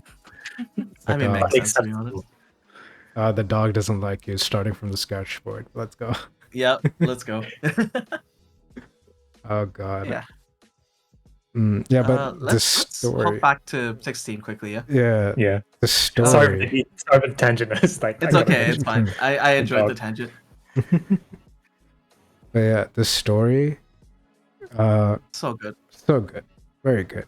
There's some twist that happens. There's some things. The lore. I guess how the story follows up, connecting you with the lore as well with of the world and everything. It all comes together really nicely. It does. Um. It's a lot darker than I was expecting for it to be, considering Final Fantasy. Like, generally, Final Fantasy is pretty, like, high fantasy. Right. Like, except, like, there's been a trend, of course, in, like, 13, 15, where, like, it's darker. But, like, this is, like, Berserk levels of dark. And, like, I was not expecting, well, what Clive did at the beginning. Oh yeah, I got so I dark. was not expecting that at all. Yeah, it, but it it does feel all much lighter towards the end, though. very much. The whole thing just feels like an anime. Like if anime was a video game, this is definitely what it is. hmm Yeah, I think the main story is very gripping, too. Like just in general, Mhm. I don't know if it feels like an anime, but it feels like an MMO for me, but Mm. like without the boring parts. I say it feels like an anime because of the main story. The MMO portion comes. I feel it feels that way for me because of the side quest, the side content. I feel like even the main quest feels a little bit MMO-ish. But Yeah, like it makes sense aspects, because like the some team parts of it. behind it is the team that did 14, which is the MMO. Yeah, The yeah. yeah. Oh yeah, that's true. Mm-hmm. Yeah. Yeah. But no, I like it a lot. I think it's amazing. I have a page of gameplay notes, but I don't know if we want to get onto it here. I think we've talked about it long enough. I think all people need to know is great. If you like DMC, you won't like this as much, but it'll still be really cool. Oh, I think if you're like a casual DMC fan, you'll really like it. I think it's Yeah, more accessible than DMC. But if you're like a hardcore DMC fan, I would not recommend it for gameplay. For story, I would for 100% story recommend for though. sure. That's the Yeah. thing. It does both gameplay and story really well, and everyone and Mhm. everything looks pretty as fuck. The only complaint I have, I think, is the monster fights, the icon fights. I really like the icon fights, Yeah, I do too. except the first one. Yes, because they're both fire, and so it's No, very well, hard to actually, not see. that one. Not that one. Sorry. That one. Like, I was thinking that was the prologue fight, but I also hate that one. But Yeah. that should not exist. But the first one, like the wind one, Garuda, Oh, that was too simple. where Yeah, it's very. because like they oversimplified the kit and made it feel really clunky, but Mhm. like the rest of the game, they don't do that, and I struggle to It's understand why they made you do it that way. is easily a story thing. It's a Is story thing, but like when you but like in like okay, so like I'm thinking of this from like both perspectives as like an FF fan and as a DMC Mhm. fan, right? I just don't think that like the benefits of having a gameplay a downgrade like is or sorry, the benefits of having like story and gameplay integration is worth the gameplay downgrade that they have. Like I genuinely don't think that. Mm. I was okay Like I with think it, but I yeah. did not like the fight. Because like when you especially if you're replaying it, Mhm. like it feels awful because you know it's gonna get way better afterwards. Yeah, but if your character's not ready for it, like it makes sense, I think. Mm-hmm. But yeah, no, Yeah, I yeah, yeah. agree with you. I do agree with you. At the same time, it Like makes from a sense. story perspective, it's an amazing thing, but Yeah. yeah. Yeah. I think that's all I could say about it without spoiling too much about the game. But Yeah, and that's no, all I'm gonna say too, just yeah. so I don't like go for like 2 more hours by itself. But this Final Fantasy game, I would recommend to even those who never been into Final Fantasy, because I know that whole thing feels like a whole task to take on. But hmm no, Final Fantasy 16, really good and self-contained Honestly, story. each Final Fantasy game is a self-contained story, It anyways. is. I mean, before I got Other into than like Final Fantasy, specific ones. I did not know Yeah. that. Yeah. Because Final Fantasy 15 came out and it felt like it was a continuation of a already running story, so I was already pretty lost hmm on what was going on. That's because the 15 was written to follow up from a movie that they made. Oh, What? that would Oh explain boy. so much. I thought It was like a That's so. stupid decision. It oh, was a stupid ass decision, and I fucking hate that they did it that way. okay. And the story wasn't even properly explained in game, and I'm annoyed at it. That was one of the reasons that made me drop out of it was because I had no fucking clue what's going on. Oh my god. Yeah. Yeah, I'm not that big a fan of 15, if you couldn't tell. yeah. I hear that's not like a that's Mm. not that's a pretty popular But, opinion though, right? Is what I hear. It's Yeah, it pretty is. It popular, is. but Yeah. like I yeah. Yeah. Like it's not just me shitting on every game I play, I promise. Because Like this one I actually dislike. because before I played Final Fantasy 7, I think I always thought that each Final Fantasy was like there was like maybe some overarching arc or something. But Mhm. no, they're all self-contained, and they have nothing to do with each other other than some common themes, right? Mhm. Like Like recurring Star Wars, animals like chocobos and moogles. yeah, kind of like the Star Wars Visions, but for Final Fantasy. Yeah. Oh, Star Wars Vision is so good, by the way. So it's an If you haven't seen- sorry. anthology. It's an anthology series, I guess, for gaming. Yeah. Yeah, so which is pretty cool. And now I can see why there's so many Final Fantasies. Like I Yeah. I want to recommend Final Fantasy Tactics, but I know you don't like turn-based games. I don't, which is something I really liked about Remake. You have the option to toggle it to change the combat to be turn-based. I'm considering doing that Oh, really? because I can't control 3 characters at once, and the Oh, AI is so stupid and don't actually attack when you're not in command of them. I actually enjoyed controlling all the companions. I commanding I them. feel like the way you swap characters feels too clunky for me. I think I figured out some way out to like balance it all out. Hmm. Yeah, okay. It's been a while since I played. Like I played it back in Yeah. 2020. Hmm.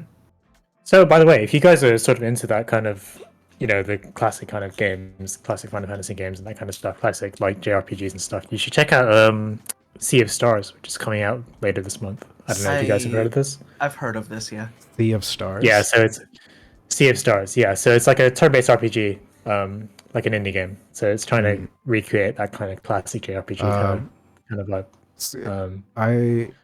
I've been liking JRPGs, but I'm still not a fan of turn-based combat.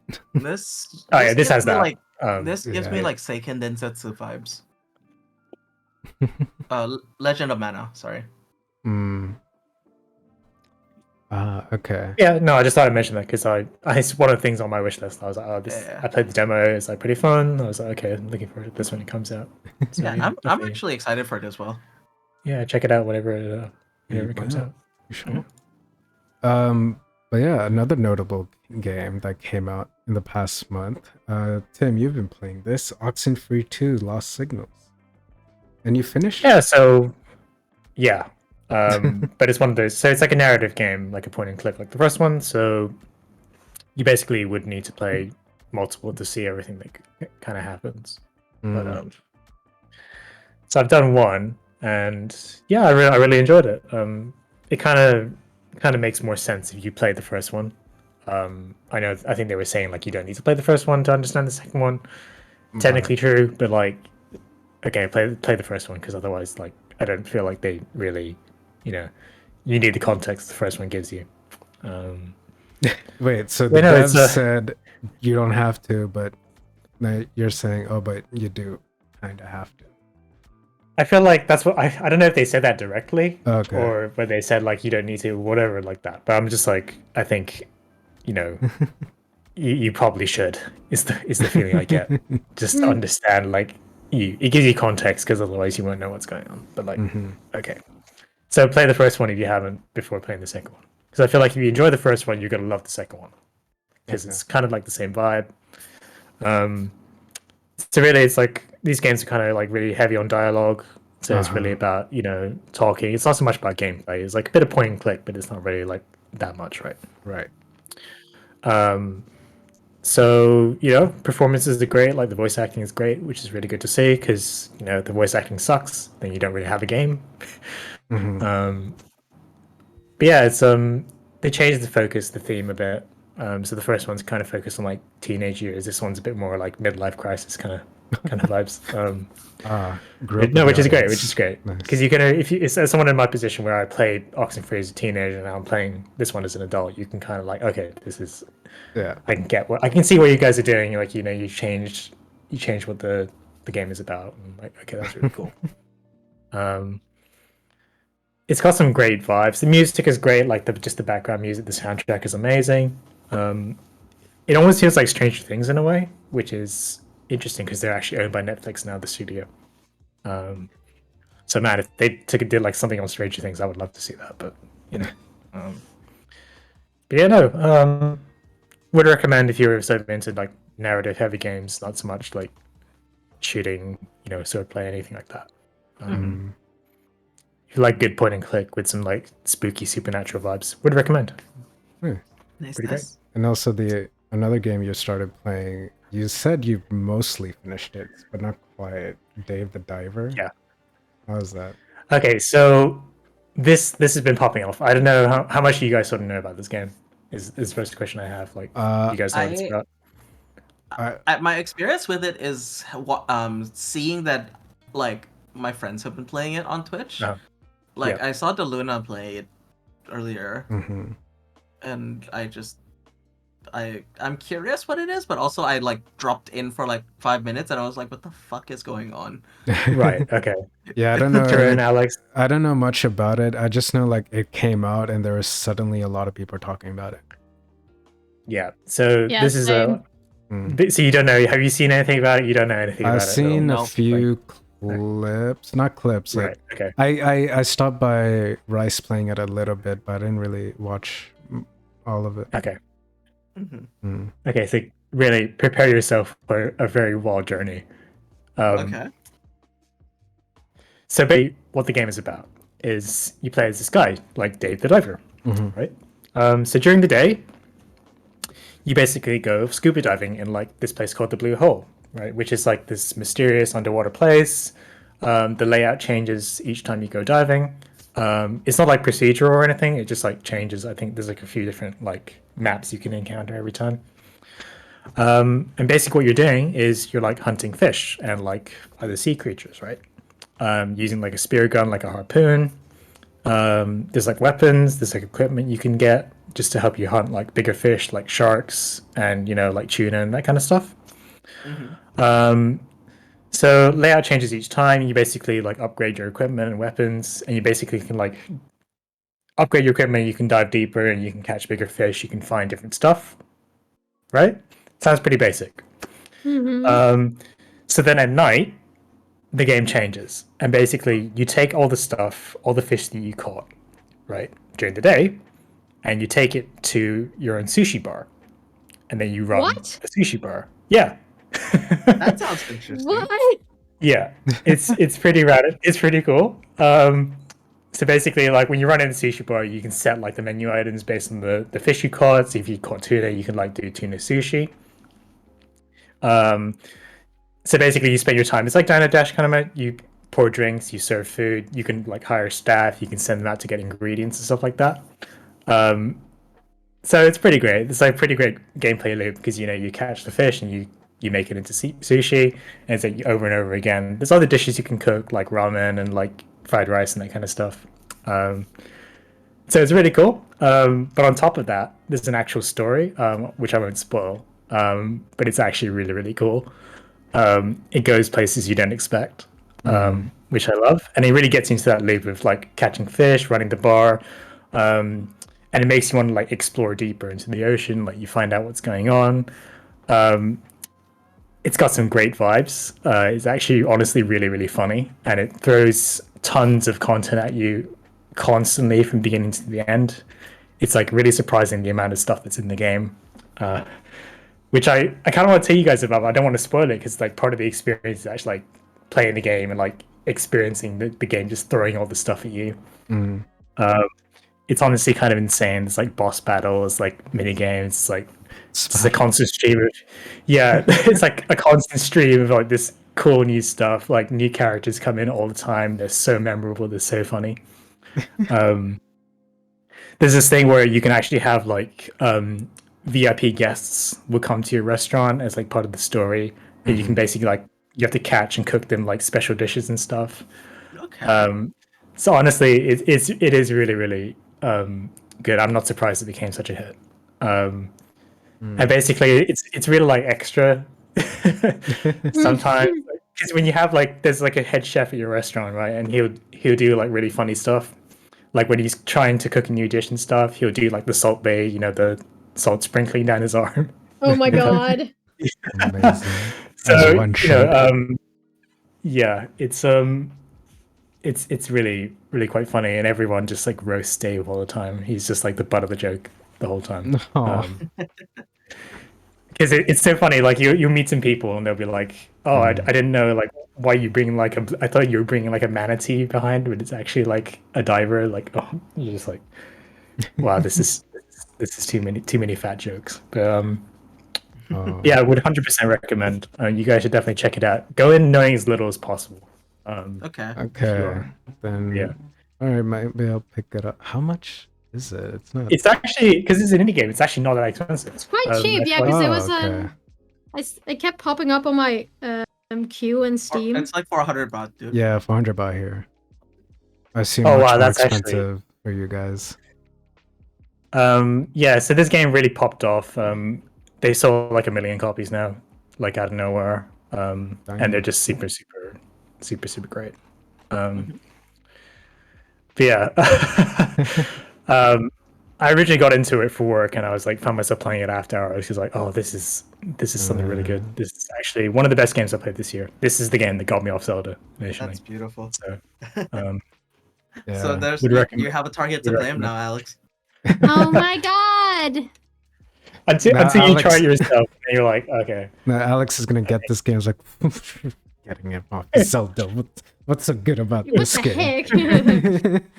Try is like, ah, shit. Probably that would Mm. happen. It's the really good thing about it is it's always unexpected. Like whenever you take a dive, you never know what's going to happen. Mhm. I always thought like, okay, this game is not going to get any more wild than this, and they would just like throw a random cutscene or like a random event, or like this character would show up and just like tell me to do something. Like, okay, this is it's really impressive, really really fun. Honestly, it does sound like something that's perfect for streaming because it has like that very segmented day. But yeah, would recommend. Okay. Nice. Fun time. Well, but you say you're mostly finished. Okay, so yeah, so I finished the main story. It's just like there's some other stuff I haven't got around to yet. Okay, so it's a lot of post game stuff. Or Additional. side stuff? So post game is essentially you just keep running the sushi bar, and there's other stuff you can. Oh, that's fun. I guess that's chill. Yeah, I mean, I just thought when I was playing it, I thought this is something I know like Alex would definitely enjoy because it's like you run the sushi bar and you get She's Okay. not That gonna now sounds go because of the Zelda. Mm, Well, actually, I saw this in my queue when I was looking for games to buy during Steam Summer Sale. mhm. But because it like the pictures on Steam are all like him just chilling in the water, Mm. and Oh, I okay. I'm traumatized because of Subnautica. Mm. I was like, yeah. I will not like this. I was like, there's gonna be a scary element hidden in there, and I'm gonna be sad I don't about it. So I didn't know. get it. This It's honestly like because I have that thing too with Subnautica, right? Where it's like you worry about what's underneath you, and there's like nothing underneath you. Traumatizing as well. Yeah. Yeah. I mean, That's a good one way to of put the it. images that on Steam is literally a giant sea monster chasing you. though. Yeah. So that Yeah, would be. I think that's what I saw, and I was like, no, no, thank you. It does help because it is like mostly it is like 2D. for the Yeah, most part. Subnautica was So it's not traumatizing so- as fuck. It's not so bad. It's like 2D like third person, so it's less. I didn't find myself so worried about like what's underneath me. Okay. time. Okay, Rosario Okay. agrees. Subnautica is traumatizing. What did you Okay. say? Sorry, I missed it. Rosario also agrees that Subnautica is traumatizing. Oh my god. Nothing triggered No my fear of the joke. sea as much as getting attacked by a megalodon in Ark Evolved, though. Oh, Oh. That sounds horrifying. God. Yeah, I mean there isn't anything so much like that because you can like there's sharks and stuff, and you just kind of have to learn how to deal with that. But it's It's great. not fear-inducing, traumatizing video You're game. just fishing. I'm sorry, Rose. Oh. It's honestly like Honestly, when you're kind of fishing, what I find is like it's pretty chill. You can just turn off your brain and kind of just do it. I'm like, okay, I'll just catch some of this, and Okay. yeah. Mm. Hopefully, I've convinced at least one of you to buy it because I need someone to talk to about this game because it's Well, you know what, Tim? You know what? I need someone to talk to about Tears of the Kingdom. yeah. Oh my god. Well, this is the game that got me off it, so Well, what if Alex plays this game and then you go back to Tears of the Kingdom and both of you would have finished something to talk to each other about? Get ready for the 6-hour podcast. It's okay. If it becomes a 6-hour podcast, I'll just quickly nap while you guys are talking. Don't worry about it. Yeah. Well, of the games that have one of the games that have been completed this past month, Gun, you finally finished Mass Effect Andromeda. Congratulations on here we finishing go. the franchise. And what are your final thoughts? Where to start? Oh boy, where to start? Oh boy. Okay. Well, the most meh game of all time. I do not disagree. How long do I have? How long do I have? I don't. As long as you want. Yeah, let's just. I know we're already past 2 hours. I don't know how long we want to go. No, let's just go for it. Okay, so I'm just gonna reconfirm some stuff that I've already said last stream. For like my mid-game like expectations. Story is just fucking awful, man. It's not great. Like it feels fucking awful because like this is the kind of story I would like. Building settlements and shit is like the kind of side quest I would actually do. But the way that they did it felt so bleh that I did one and I was like meh and then just skipped it. Yeah, I mean, let's put it this way, right? The way I always think about it is like, particularly like on paper, right? What is the story about? It's Mass Effect, but it's literally on like the frontier, like yeah, like it that should be actually like sounds easy, amazing, right? It should be easy yeah, to tell like an amazing story, and they just did it in the most like generic, boring way, bland way possible. yeah, and like I mentioned before too, like they start to talk about something and then skip it and just assume you know it, and it's like, what?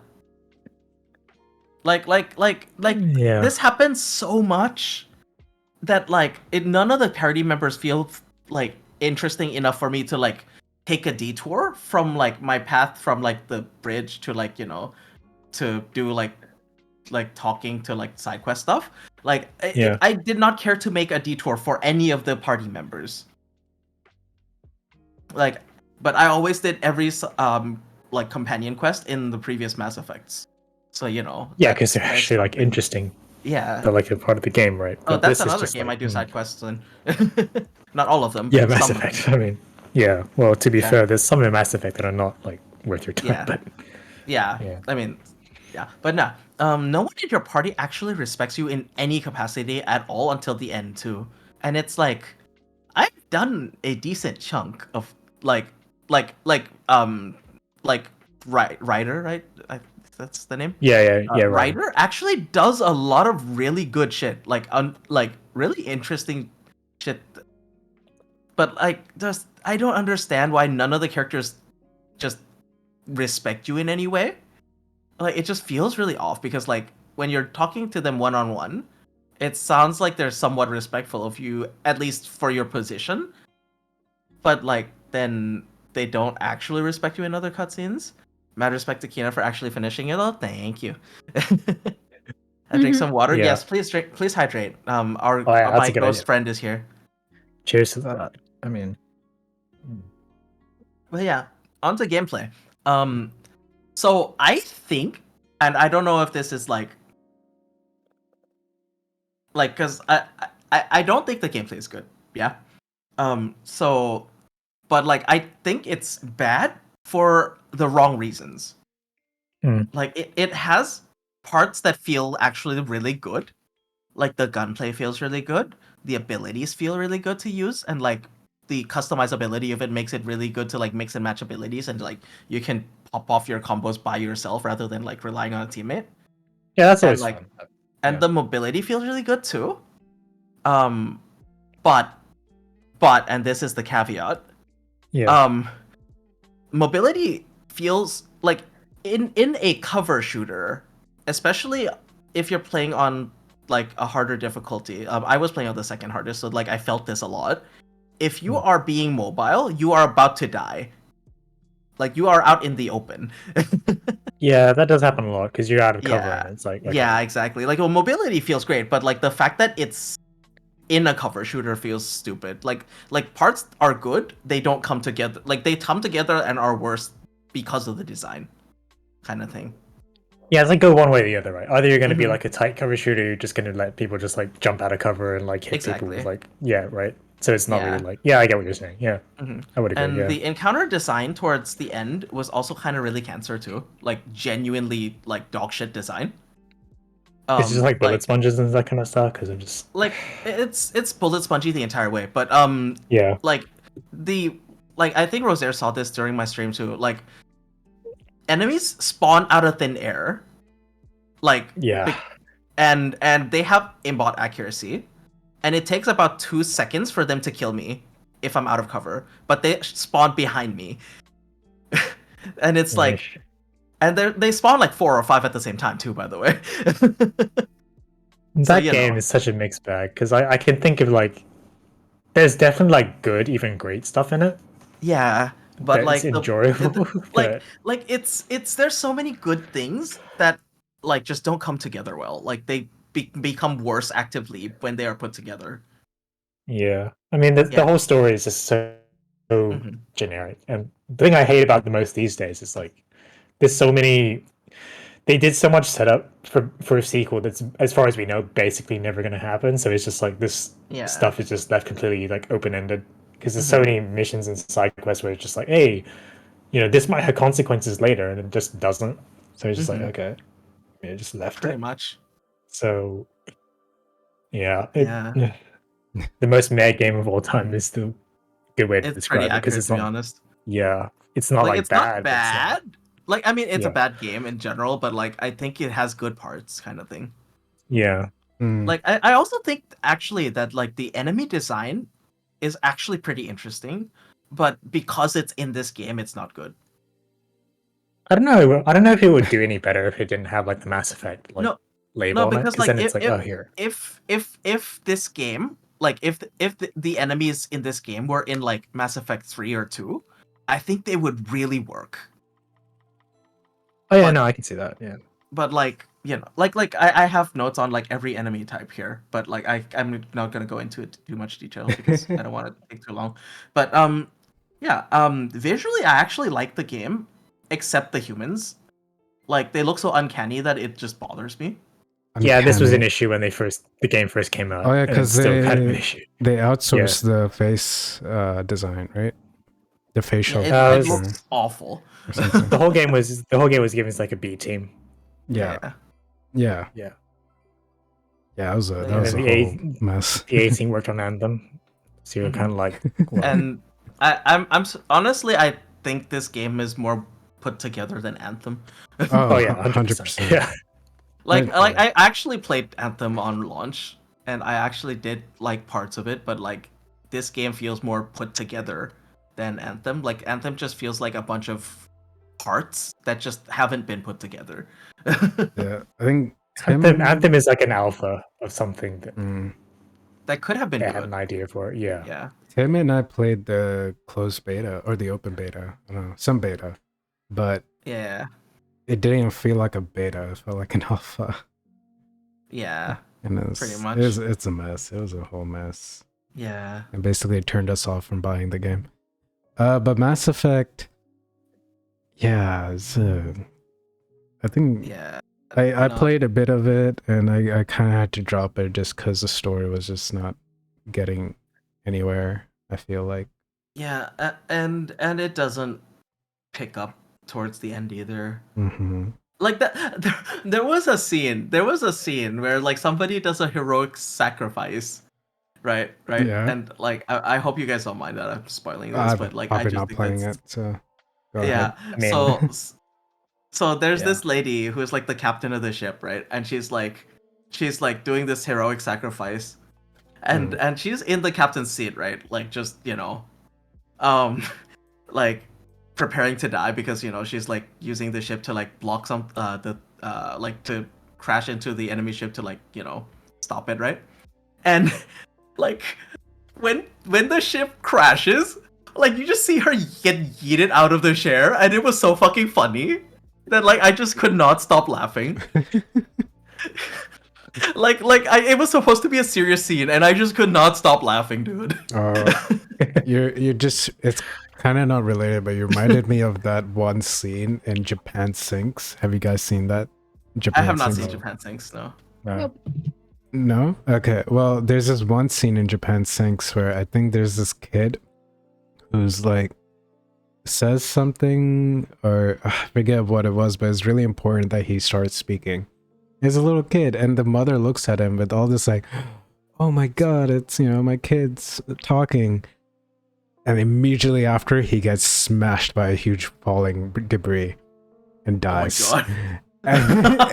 And it's supposed to be like a very dark and sad moment, but it came in so like abruptly, like I couldn't help but laugh, and then It's I like felt the so absurdity bad. of it, right? I felt so Yeah. bad because you're not supposed to laugh at that, but it was so abrupt. It's like, oh my god, what the fuck was that? timing matters. Timing matters. Timing matters, but I don't know. But Japan Yeah. Sinks pretty good movie. Yeah, but Yeah, yeah, like so, I think it's building into the absurdity of it too, though. Like with Japan Sinks, because like oh no, you know that was not yeah. built into. I don't feel like that was No? they're building up to that at all. It was such a serious moment because there's an earthquake. Japan Sinks is about the earthquake sink in Yeah. Japan, Mhm. and yeah, it's just nothing set it up. It's just everyone's in danger. The earth is shaking, and then there's just one moment where the kid speaks, and it's supposed to be this really like, oh my god, the kid is speaking. Like it's supposed to be emotional. He just dies immediately after, and you're like, oh, what the fuck? Oh my god. Yeah. Oh god, hilarious. Not supposed to be, but it was. Fair enough. But yeah. That's aside from the point. You just reminded me of that. I mean, fair enough. Before we go into movies, can we go into Remnant 2? I want to bitch a little more. Yeah. So Remnant 2 was also another game you played this. Yeah, and I for forgot some to reason put that in the list. I'm so sorry. But yeah, so I actually really liked the game, Mhm. Remnant 2.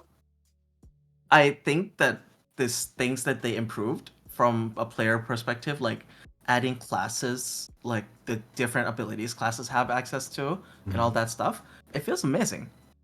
But they did a lot of options that just feel really stupid. Like not options, sorry, like changes.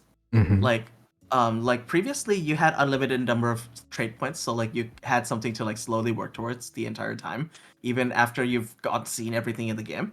So like you could realistically just keep playing, right? Mhm. But there's a cap now. There's a 65 cap, and like 65 is really low. Like realistically, I think you'd be at like 40 by the time you finish your first playthrough. And like the Remnant is a game where you're supposed to replay it like a ton, yeah? And if you're capped by the time you finish the second playthrough, it's kind of like, what am I working towards, you know? Is there no like post game plan roadmap? There's the 3 DLCs coming, and like they're responding to some of the feedback, but also and this is the part that pisses me off the most. Oh, But let me finish about the parts I do like first, because okay. you know, I thought that the like yeah, I mean actually I think I've said everything good. I like because like there's some okay, so if you're playing on the easiest difficulty, it actually feels amazing to play. But like I think that the enemies' designs is a step down from the previous game, because there's a lot of bullshit one shot kills that insta kill you. Even and okay, so I played as the close quarters class Right. because I wanted to see how well their telegraphs were, and like you're forced to learn the movesets if Okay. you're playing a melee class. And I started on hard, not on normal, right? Mm-hmm. Because like it's like normal, hard, super hard, and like impossible. Like that's the difficulty thing. But so the passive for my class is one self res, right? Mm-hmm. There were so many one shot attacks that just ignores self res that I'm just like, what the fuck is the point of having a self res if there's so many enemies that can just ignore it? Oh. And like, okay, so my class also hit each class has like a passive damage increase conditionally, right? For my class, it's enemies within 10 meters, but like either enemies one shot you in within 10 meters or are flying right out of 10 meters, and it's like, does this class even exist? Like, I genuinely don't know. But yeah, and with the new patch, they also fixed quote unquote damage reduction, and now everything one shots you on the hardest difficulty. And well, quite frankly, I think that's a really bad design option. Mm-hmm. And this is going to be going into the part where I want to bitch about really hard. So people got angry about the two-shot thing, and like them quote unquote fixing armor, right? And the principal designer responded with, "It's called Apocalypse, not I get 3 orange slices and a medal for participation." The difficulty. And it's really condescending, in my opinion, because I think it's genuinely bad design, and people are like giving him feedback, and he's being a bitch about it. and so like people were calling him out for being condescending, and he was being condescending to them too. And it's like, really fucking tone deaf? Because people are talking to you about the game because they like the game, and like they see something that could be improved. And like, I get that it's like really unconstructive a lot of the time, but if somebody's bitching about something, there's a root to that problem usually. Like, like I really like the game, but I think yeah. community management is not a skill everybody has, and this is Yeah. clearly this is Mhm. not like, that's not how. Because I think sometimes you, particularly like in this kind of hobby, I think you have places where certain devs are really really good at Mhm. interacting with the community, but like Yeah. sometimes it's just not Yeah. where it should be. Like I don't know, like because like, and like and this pisses me off a lot too, because like they're like, it's called Apocalypse, not I get 3 orange slices in the middle, but like there's a bug that makes it so that even when you beat the hardest difficulty, you can't actually get the rewards because it's bugged. Yeah. And like their response to the bug is they fixed the bug, and they're like, okay, you have to go beat them again to actually get the reward now. And it's like, fuck off. Oh, weird.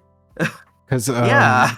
example I can think of similar to that, in God of War, the 2018 one, there used to be this one item you can only get once. If you miss out on it and you pass that level, you cannot go back and get it. Community complained after they found out about it, because they're like, oh, I want to get all the collectibles, but this one thing I don't have. I think the studio and the game director as well came out and apologized for it and said, oh, okay, well, from now on you can miss it, it's fine, you'll just get it in like this chest. That's how they should, like, that's how the response should be, not coming out to the community and then being a condescending cunt about it, right? Like, I'm sorry, I'm very heated about this, but I genuinely feel like it just pisses me off so much. Yeah, understandable. Like, I have to say, I really do like the game, But this specific dev, like the principal designer, pisses me off a lot. Like I'm assuming that like it's not like every dev that thinks that way. But No.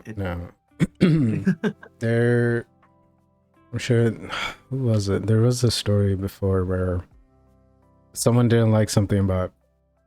It was either a game or a movie, and the director just said, basically, in the tone like, "No, fuck you." This is how I it mean, is. wasn't that Ryan Johnson in The Last Jedi? Yeah, I think that is what I'm thinking of. Yeah, but there was another case in gaming too, but like I think it was like Phoenix Labs with Dauntless or something. Now it's Mm, a really shit Monster Hunter clone instead of like a unique take on it that it could have been. mm. Yeah, well, yeah, I mean, it is if that's how the devs feel, that's how they feel. For sure. And if they won't take the criticism, then it sucks. I guess, because it's especially when it's coming from a lot of people. It's a different story if it's just maybe like a few minority. Yeah, if it's like one or two people that's bitching about it, I get ignoring it. Yeah. But also you don't have to engage as well. Like I think there's a level of maturity you need if you're selling somebody a product and somebody doesn't like it. Yeah, pretty much. But yeah, well, aside from some games, there've also been some notable movies that have come out this past month. But first, I just want to get this out the way because there's been such a huge meme in the internet lately. The Barbenheimer meme. I totally missed the meme until you mentioned it, by the way. Like It was everywhere. I didn't know how you missed it. I have spent the last month being buried in work, my guy. That's fair. But yeah, I watched Barbie and Oppenheimer, not in the same day, as some people have. Yeah, I couldn't, but I watched both of them. Have you guys watched either of these movies? No, not yet. I'm so sad. I was gonna watch Barbie with my friends after we came back from Portugal, but two of my friends they're a couple, and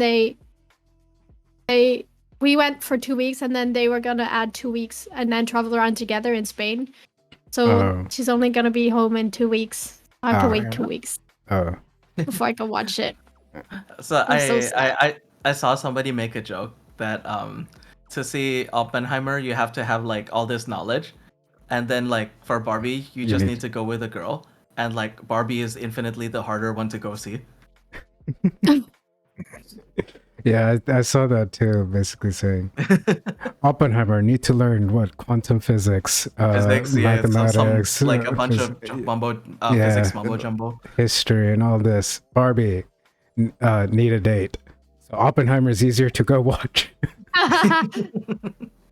Yes. No. But yeah, I actually like I haven't seen Oppenheimer, but I know the history behind it. Yeah, like the actual. And I would like to see it at some point.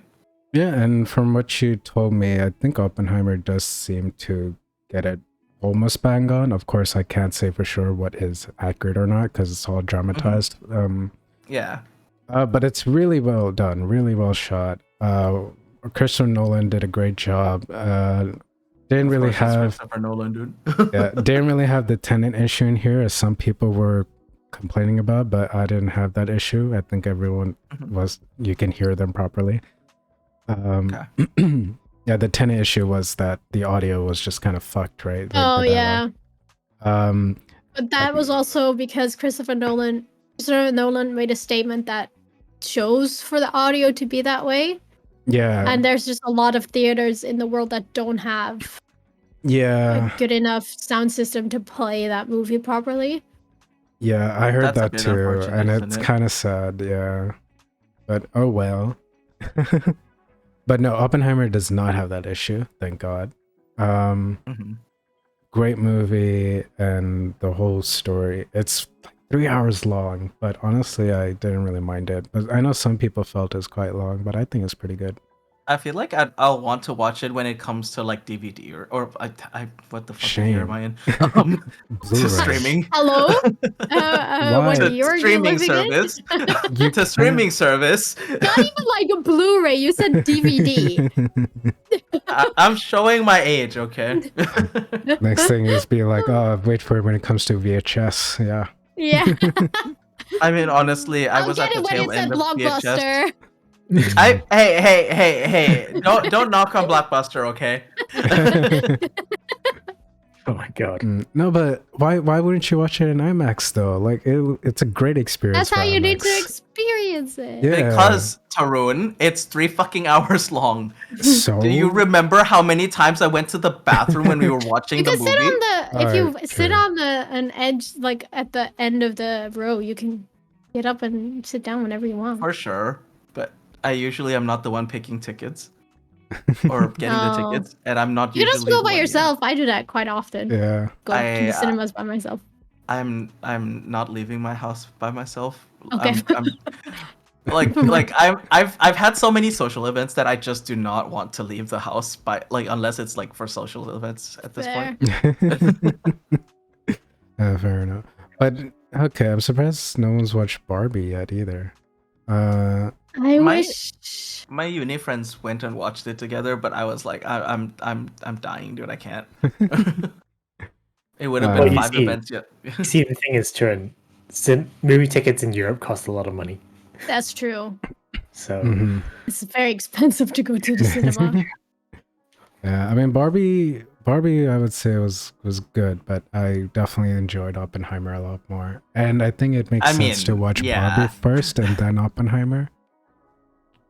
I just get the vibe that you're not a Barbie kind of guy, anyways. No, I didn't have so You- much of an issue. I didn't have much of an issue with the theme and the subject of it. It's just more like the messaging. I feel like they kind of mess it up a bit or mix it up a bit. But other than that, it's a Okay, pretty the real decent question film. though is, do they play Barbie Girl? No, I'm infinitely disappointed. This movie is a 0 out of 10. they're probably doing the credits, but I didn't really stick around in the credits. Fair enough. Yeah. what do you mean? What do you mean, God? You don't think Turin is a Barbie girl in a Barbie world? You don't. Hey, I am Kenuff. Okay. Because I can tell you, Kenuff. But no, Ryan Gosling, surprisingly, even though it's just a Ken role, he does a great job in his role. Like the actors do well. We are all Kenuff. Yes, that's right, Rosaire. Yeah. quick side tangent. If Turin, if someone said you had Ken energy, would that be an insult or like something positive? Do you You have think? Ken energy. Depends. Probably an insult. Yeah, well, not really. Alright. I don't know. It's like because the way the Kens are portrayed in this movie, they're like very, like the only thing that makes their day is that Barbie looks at their way. Like that's kind of like Ken are there for Barbie. That's how it kind of starts. But Yeah, they reverse the rules. Yeah, they reverse the rules a bit. Yeah. So they turned them into mega simps. Yeah, pretty much. They're all I mega think that's simps. hilarious. All the Kens are mega That's simps. Alan, played by Michael Cera, incredible character, incredible job. Again, all the actors did a phenomenal job in their roles, which is surprising, I say, for a movie like Barbie, but I guess they actually really cared about the movie. So everyone did a great job. Oppenheimer, amazing from everyone as well. Cillian Murphy as Oppenheimer, fantastic job. Robert Downey Jr. as Strauss. Oh, I didn't realize Robert Downey Jr. was in it. Yep. Yeah. He He's one of the big It's like an best- all-star cast. Like super. Florence Yeah. Pugh is it? Emily Blunt is in it. Matt Like, Damon is in it. yep. Mhm. I feel like the only names I recognized there were Robert Downey Jr. and like Matt Damon. If you see the actors, you'll recognize them. Yeah, for sure. Cillian Okay. Murphy is the main guy. Probably their faces, yeah. Oppenheimer. So Cillian Murphy is the main dude. Mm. Emily Blunt. Oh, she's such a badass in this movie. I gotta say, I love her. she's so cool. She's so good. Yeah, this is things she does in the movie, which me and my friend just looked at each other and are like, holy shit, dude, she's such a fucking badass.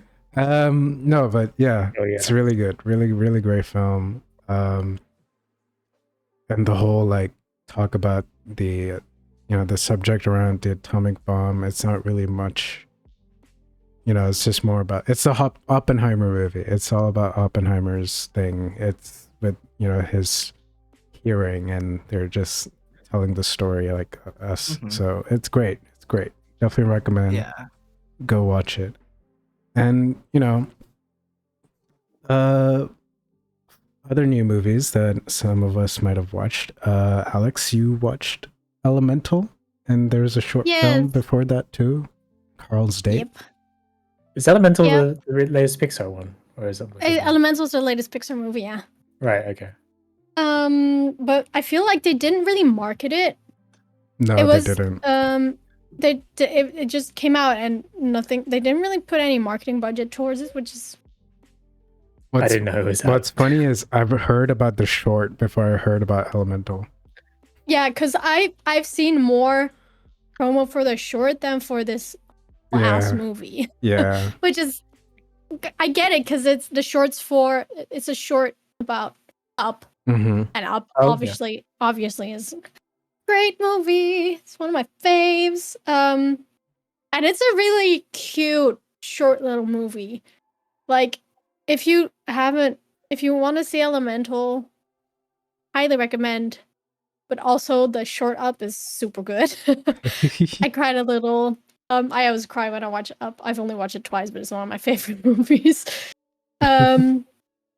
But the Elemental is also it's a different sort of movie.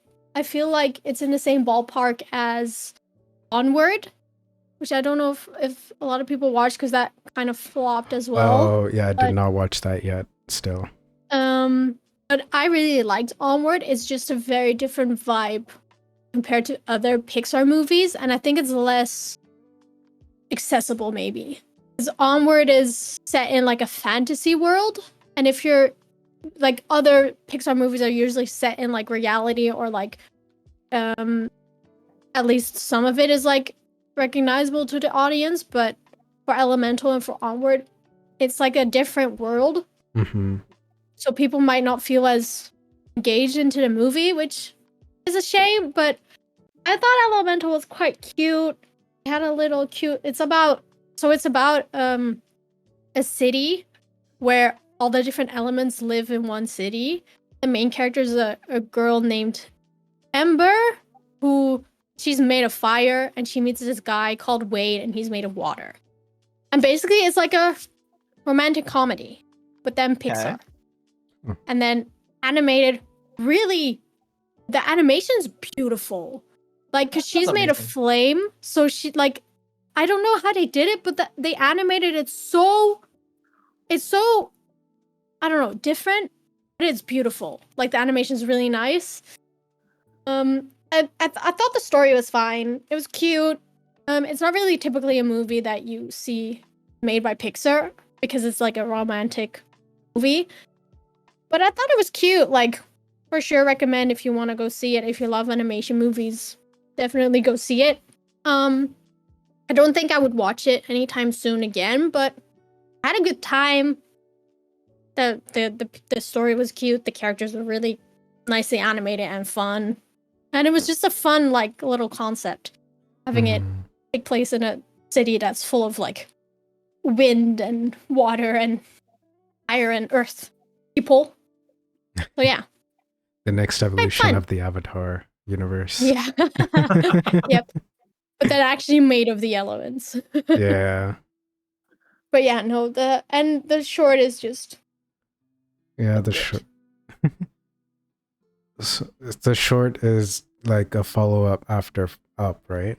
And yeah, it's so it's called Carl's Date, Mhm. and it's about Carl getting out there again.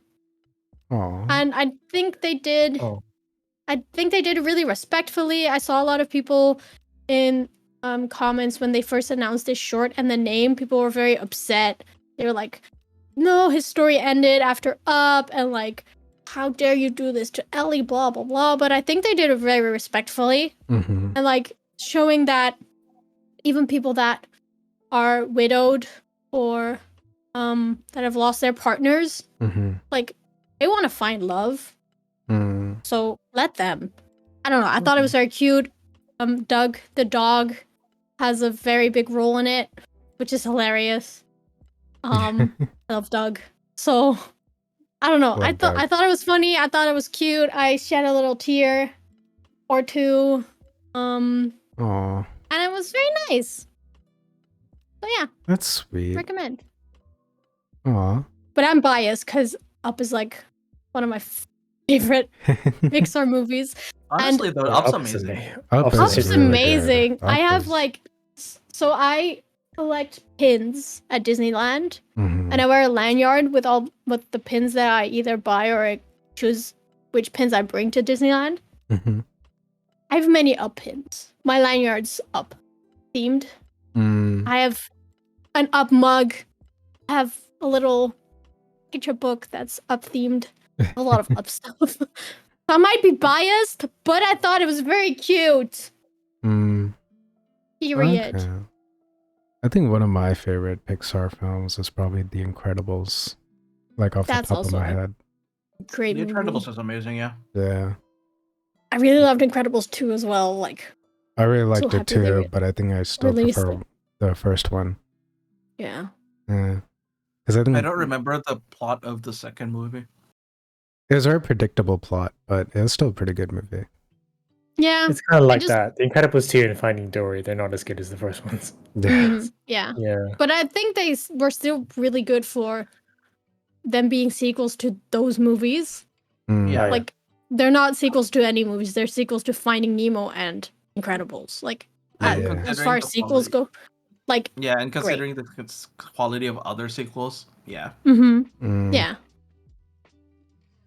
Yeah. And one of the shorts that came out of Incredibles that was always really fun to watch was the Jack Jack attack. Yeah. Yeah. Hey. And I love that they bring that more attention. They bring that more attention to in Incredibles 2 as well. Mhm. Yeah. I was really afraid, like, oh, they're not gonna acknowledge Jack's powers, are they? But they did. That's great. They Thank God. did. Yep. Thank God for that. Yeah, They but made some good movies. they did. Like a lot of really good movies. Like Wall-E is amazing. Oh my Wall-E's- God, Wally And is Inside, yeah. It is. great. Wall-E's I mean, great. there a lot of Pixar movies are Mhm. top tier, and a lot of them got nominated for Oscars One of the shorts because they they're did. so great.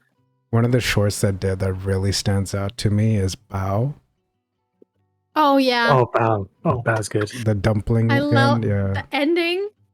When So I dumb. saw that in theaters, the short because it was I a forget. short before. I forget which movie it was tied to, but yeah, I remember seeing it in theaters. I think Coco. I think it was a short that was before Coco. Oh no, that was Olaf. Wait. No, Coco came out 2020, right? Mhm. 2017. But Bao came out I don't 2018. remember. I don't know. Anything. But yeah, But Bao yeah, was the great. ending, I The laughed at ending. everyone's reactions. It was great.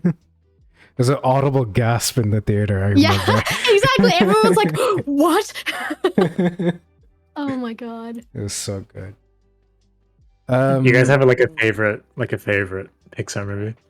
I think Incredibles, honestly. It was released before The Incredibles 2. The It Bao. was. It was. I would need a list to say what is my favorite. That's fair. Yeah, it's a Sorry, lot, what was right? the question, Tim? I was Favorite googling Bao. Favorite Pixar. Favorite Pixar movie of all time? Wait, Up. I'm gonna go look a list of Pixar movies. Yeah, I just googled Pixar movies and I'm looking at all these and I'm like, I think Incredibles is for me is way up there. For me, it's up. And Oh, sure. Incredibles is great. apparently there's a short called Mr. Incredible and Pals. And something called Burn E. Like Wall-E, but Burn E. Huh. Oh, I don't I know. see Bernie, but I don't know it. I don't know it either. I genuinely don't know what would be my favorite Pixar film? That's fine. There's a lot. I literally There's asked the a There's question. a lot. I'm lot. still thinking. I'm still thinking. Like, I feel like Pixar films are like pop as fuck, but I just don't know if I could like assign a favorite to them. Just say Yeah, it's one, tricky, yeah. at least one of your favorites. We won't say it's your the favorite. I'm partial to Toy Story, just Mhm. because Oh, I yeah? grew up with it. Toy Mhm. Story's Yeah. classic, yeah. Yeah. Get that. God, I don't know. For me, it's just easy to say Incredibles. And Tim, you really can't say one. It's tricky because The Incredibles is definitely up there. Uh-huh. Wall-E is definitely up there. I personally love Inside Out as well. Inside Out is The probably one Inside of my Out is favorites. good, yeah. Inside Out is I love good. Inside Out. Oh god.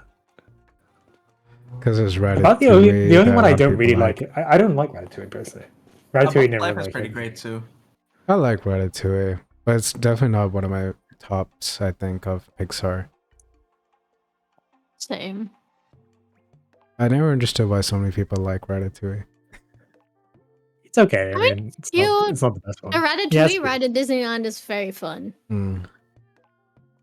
And the area, the little like French area in it is also cute. Mm. Yeah. Yeah.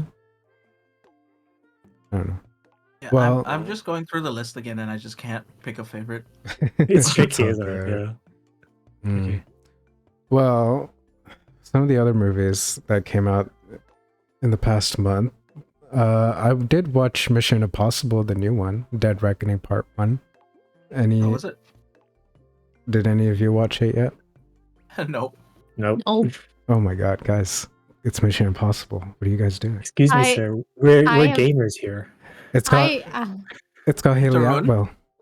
Yeah. I don't think I've ever seen a Mission Impossible movie in my life. Yeah, Oh. Tarun, you're asking me, Kina, about a new movie. Yeah, okay, The fair. answer is obviously gonna be no. Fair. Well, Mission Impossible Dead Reckoning, I'll just keep it brief. It's a pretty good movie. Not as crazy as its other movies, because it is only part 1. And I guess now we just wait for part 2 for the finale. Something I want to mention too. What's up with movies doing part 1s and 2s? There's like 2 other Yeah, but movies that's- that's done this now. Like that's kind of the question I have as well, because like it feels to me, right? Like when devs can't finish a game and they put in DLC, this is like the movie version. No, but you see, they have a full story that is building to something. Like, okay, Across the Spider-Verse does this. I think people already knew before it even came out. There's going to be a part, like 2-parter.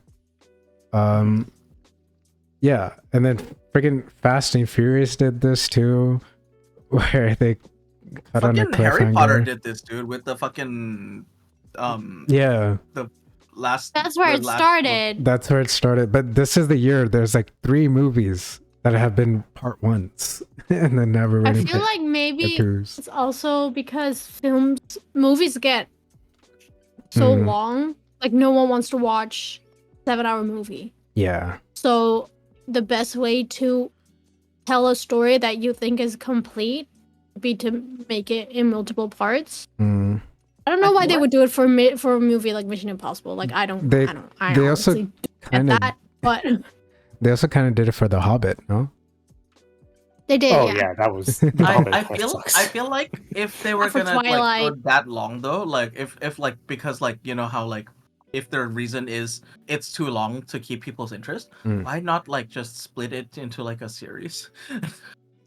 Too much money. Yeah, but that's the thing. Series don't make that much money anymore because of streaming. Yeah. Mhm. The thing with movies is that you get the box office, all the box office income. Royalties, yeah. Also, yeah. You get more money if you make a movie. I feel like TV shows get lost in the like streaming yeah. thing because there's so much for people to consume. Yeah. Yeah, but like, Also, that's. I don't know. The way the story is told, it just wouldn't work in a TV format because TV is episodic, right? These don't have Yeah. episodes. It's just one full arc that's just Mhm. building up, and then we're just waiting for the Yeah. last act. You know what I reckon it is though? It's like two things, right? Mainly. First thing is like it's people not knowing how to write story, right? It's essentially That they want to do feels they very want to common lately. yeah, they want to do too much in too little time. Second thing is like people realize if you split like a movie into like two parts, people who see part one, they're gonna want to go see part two. Yeah. Right.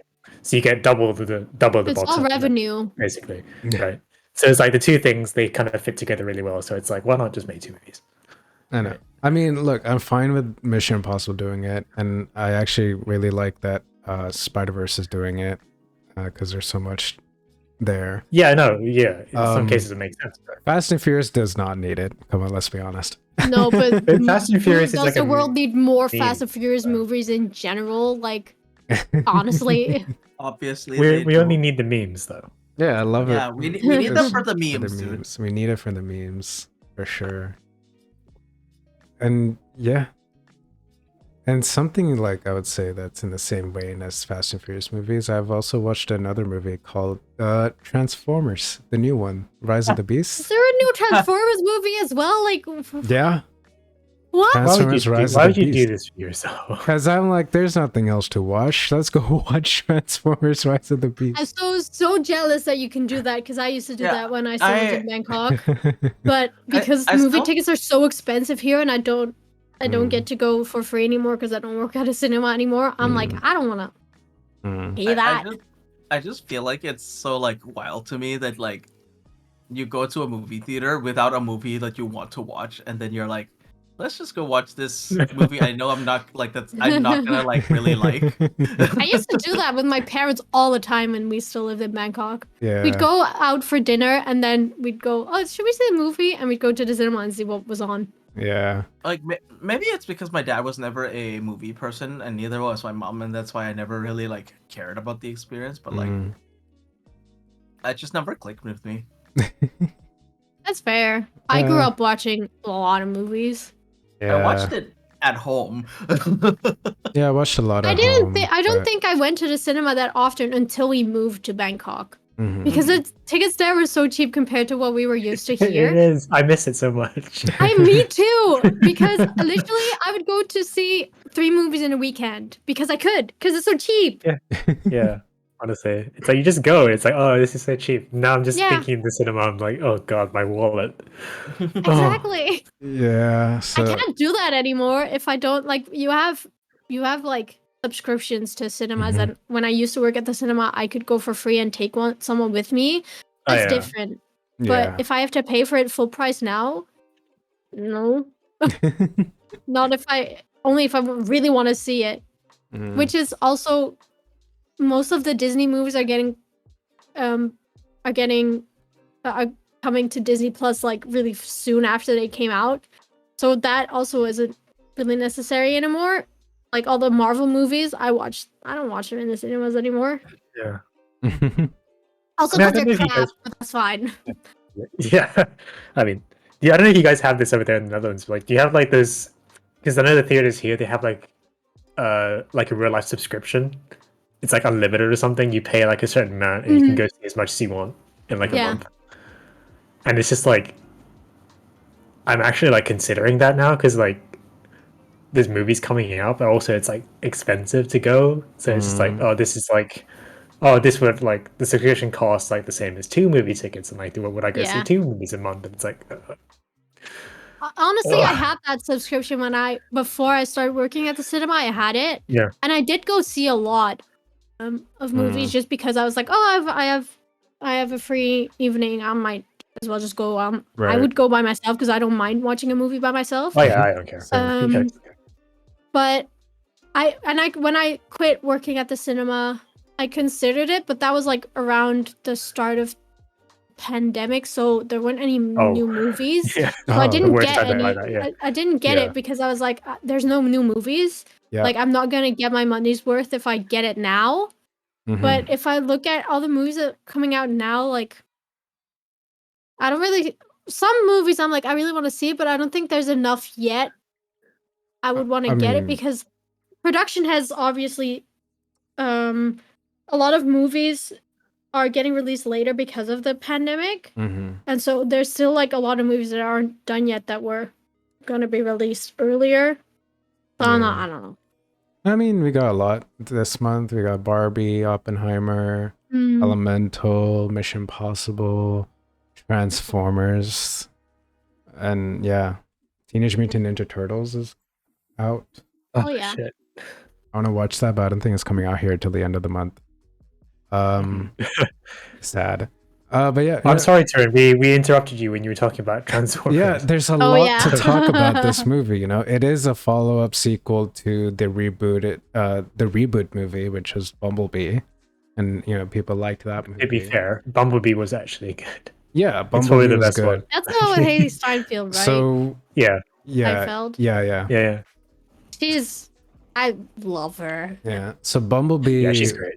was supposed to be the reboot, right? Because no one liked the Michael Bay trilogy.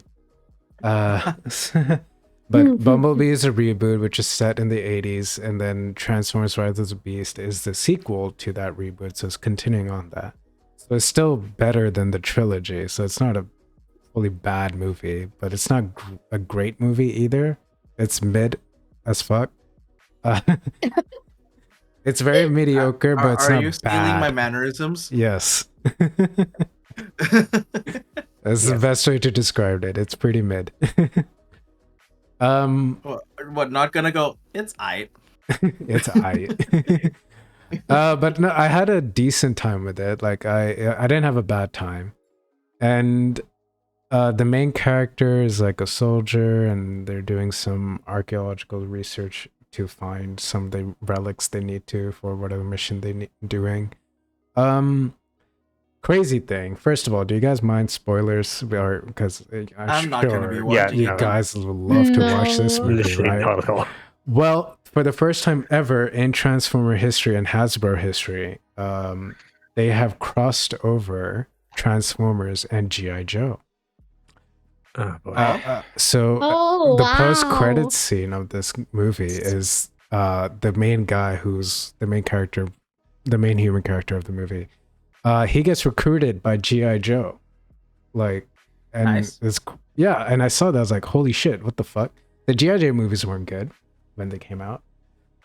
Still haven't watched the Snake movie. I think there was a Snake movie, right? Snake Eyes or Snakes, right? I don't know, dude. I don't know.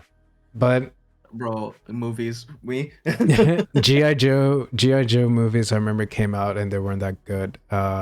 Transformers, obviously, same thing. But now that the Transformers been rebooted and then now they're doing a crossover with G.I. Joe, I guess now they're making their own little cinematic universe with that. But it's cool to see G.I. Joe crossover Transformers, two of my favorite Hope they IPs don't as go a too child. wild about it. I don't know. I think going wild about it is what will make it good, because if you come on, you have alien robots, alien beast robots too, like fighting, and then a Transformer literally, like, with the little energy he has in the movie, because he's like on the verge of dying. He doesn't die, but he transforms into a suit of armor for the human character, and then you just see this dude fighting big alien robots as a small soldier, but just a suit of armor, which comes from a Transformer. Is it a Warframe? No. It's just like it's a legit. He looks like Mega Man. Oh, great. Oh lord. No, but it's great. It's kind of ridiculous, which I think they kind of embrace a little bit. And then the fact that G.I. Joe is shown to be like in the universe and he's been recruited by G.I. Joe, for some reason, like, oh, that scene to me now makes so much sense, like why they did that, because it felt like G.I. Joe, and I was like, huh, well, this doesn't look like a Transformer movie, but no, now it makes sense. So it's cool. I guess it's kind of cool the direction they're going. This is the reboot era, so I'm trying not to compare it to the original trilogy because the original trilogy was so bad. I mean, it I'm sounds just like if you're comparing it, it would still be better than the original Oh, trilogy. 100% miles better than the original trilogy. I did I'm not just so weirded watch out by the this. third movie Like, though. Mm. why are they still making Transformers movies? Clearly, somebody's going to watch them Well, still. because Bumblebee was Honestly- successful. These blockbusters, a lot of people go and watch them. Exactly. Yeah. Like when I still worked at the cinema, they're super popular. I mean, Fair also, you know, Bumblebee was successful. Of course, they're gonna make another. Like, Like if I anything. think the thing with these movies is Mhm. that like they're not supposed to be thought in provoking or anything. Mhm. No, they're Yeah. blockbusters. Yeah, they're Yeah. like turn off your brain and just watch the big colors go blur. No, that is the pure definition of what you should do when you go watch Fast and Furious. Yeah.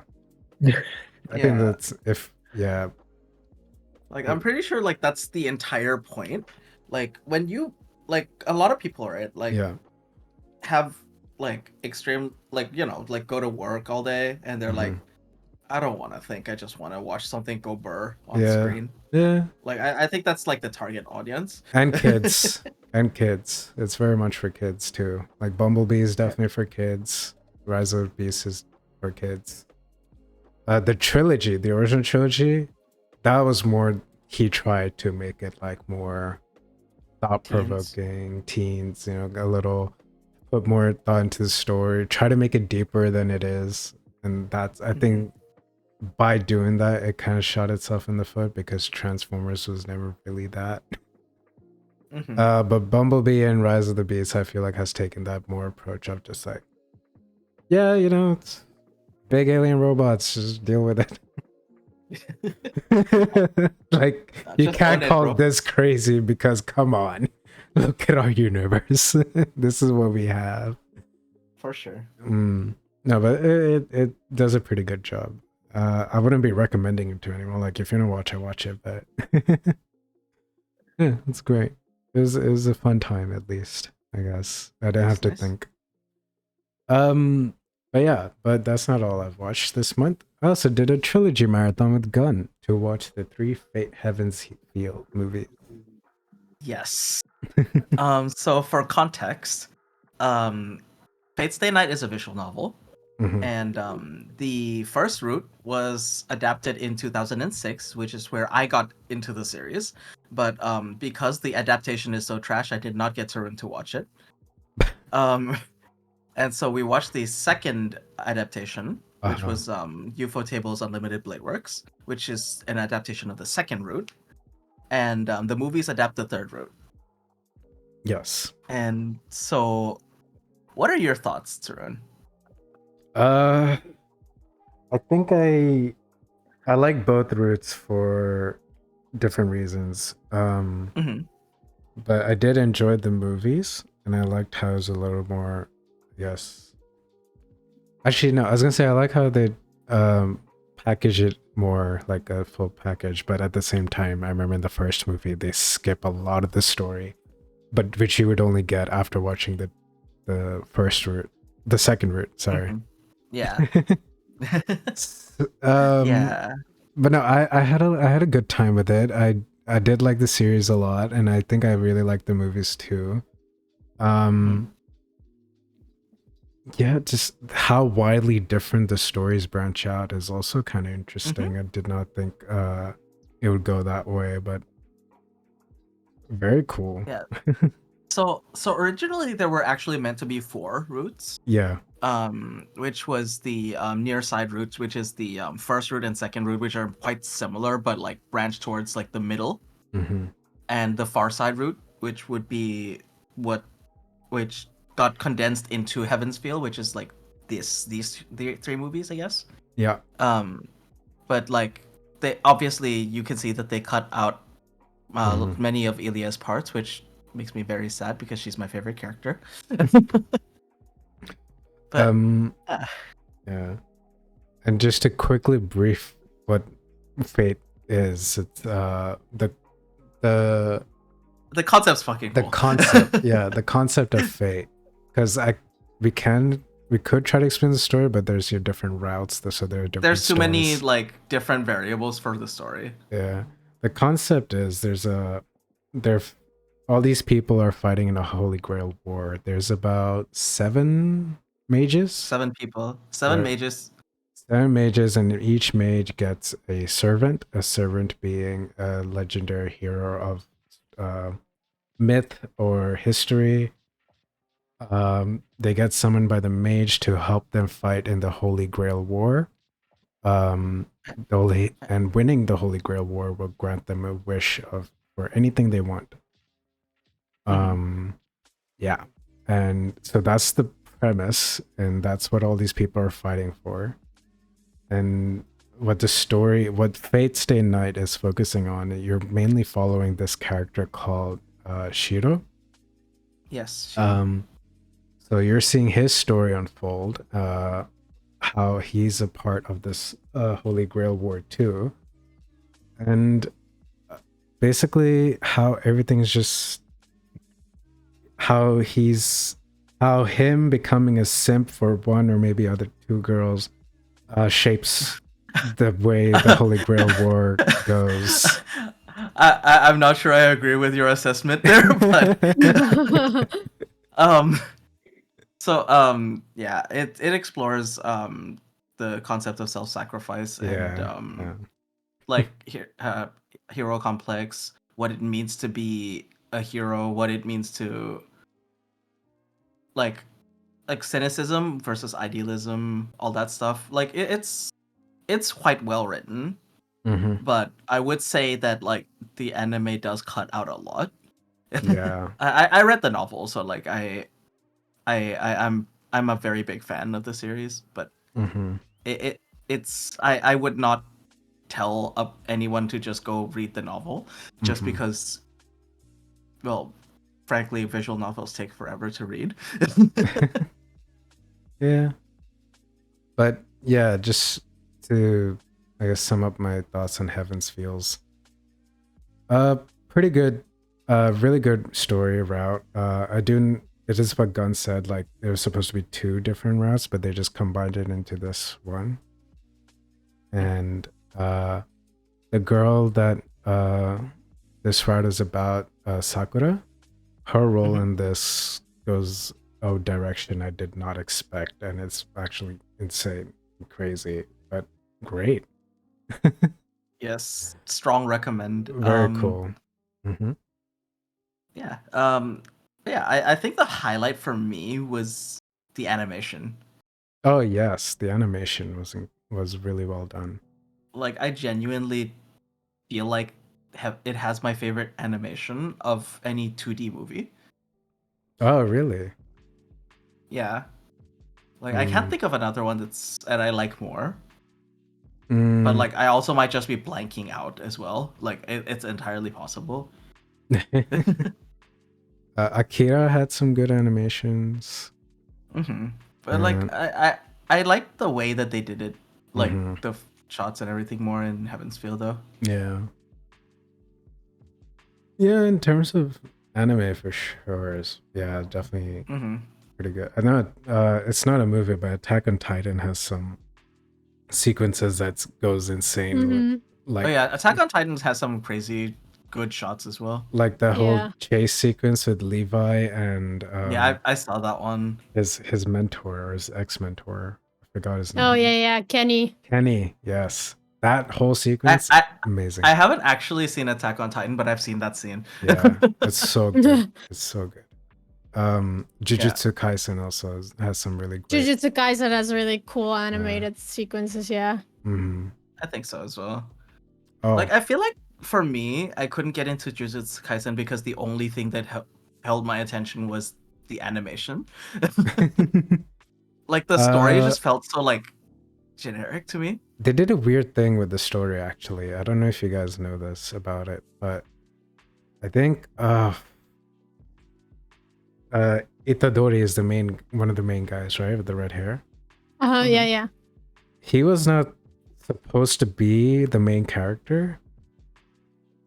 I think was it supposed to be the guy from the movie? general in the story, or yeah, in the manga as well, or in the manga as well. I think like he was supposed to die at that moment where Sukuna like just ripped his heart out. Yeah. That originally he was supposed to die in that, and then the story would have revolved around the Sasuke knockoff. I forget his, Sasuke knockoff. I forgot his name. Well, But he's like a Sasuke. Wow. But apparently that dude was supposed to be the main character in the stories, about him and all that. But I think there was so much love for Itadori, they just kept him. And yeah, now they made it like as it is now. So he's also the main character, the Sasuke knockoff, but also this Itadori guy. So it does feel very Naruto, honestly, which makes sense because there's two main characters. Honestly, I feel Yeah. like a lot of shonen feels very formulaic lately. Mhm. Like not lately, even like just after the big three. Jujutsu like- Kaisen, I think, has that formula, and I feel like they're not like they don't care about it. Like, yes, Yeah, like they're leaning into it, kind of feel. exactly. Yeah, Which is- I feel like I just haven't been able to get into a shonen for a while. Demon Slayer is not Demon Slayer, I don't know if it is a shonen. yeah, but I hear lately is it? it's more. I hear that latest season isn't that all that great, which just kind of sucks to hear. I read the manga, so I don't know about where. I'm assuming it's like where did you I where did you finished. finish I finished season 3, so that was the Swordsmith Village? the brothel. The brothel. Okay. Yeah, it was that whole arc. Yeah, that arc was amazing. It was, but apparently season 4 isn't all that great. from Oh, what I- so season 4 would be Swordsmith Village then. Yes, swords. Yeah, you're right. I think the thing with Swordsmith Village is that it doesn't set up the villain at all, really. Mhm. Like it focuses less on the villain, and the villain just comes off as like kind of really weak. Okay. Because Despite being a higher upper moon than like the guy from the brothel arc. because I think I was listening to Trash Taste talk about it, and they said something like, "Yeah, Demon Slayer seems to have peaked, and now it's kind of, eh." I think Demon Slayer story wise, I actually do think the last arc is pretty good too. But I definitely think that I think Mugen Train and the brothel arc are like definitely highlights. Mhm. Yeah, they were talking about purely the anime. I don't think they touched on the Yeah. manga. Mhm. I mean, I can't imagine Connor reading mangas. Yeah, but yeah, so we've had all this. We've all had a quite entertainment film filled month, and also in the past month, there's been some interesting news that's piqued our interest. But first of Yes. all, there was an Annapurna Interactive Showcase that happened last month, and there's some cool announcements. But one that caught a lot of our attention was Blade Runner 2033 Labyrinth. So have you guys heard about this? I have not. I also have, didn't. I also haven't heard about it. As in, I know about I know Blade Runner, Mm-hmm. Well, but I also know that 2033 is like a significant year in the Blade Runner universe. But Yeah. I haven't seen anything about this. because 2033 takes place after the first movie, but before the second movie, Yeah. right? So it's definitely in between. So the thing about Labyrinth is,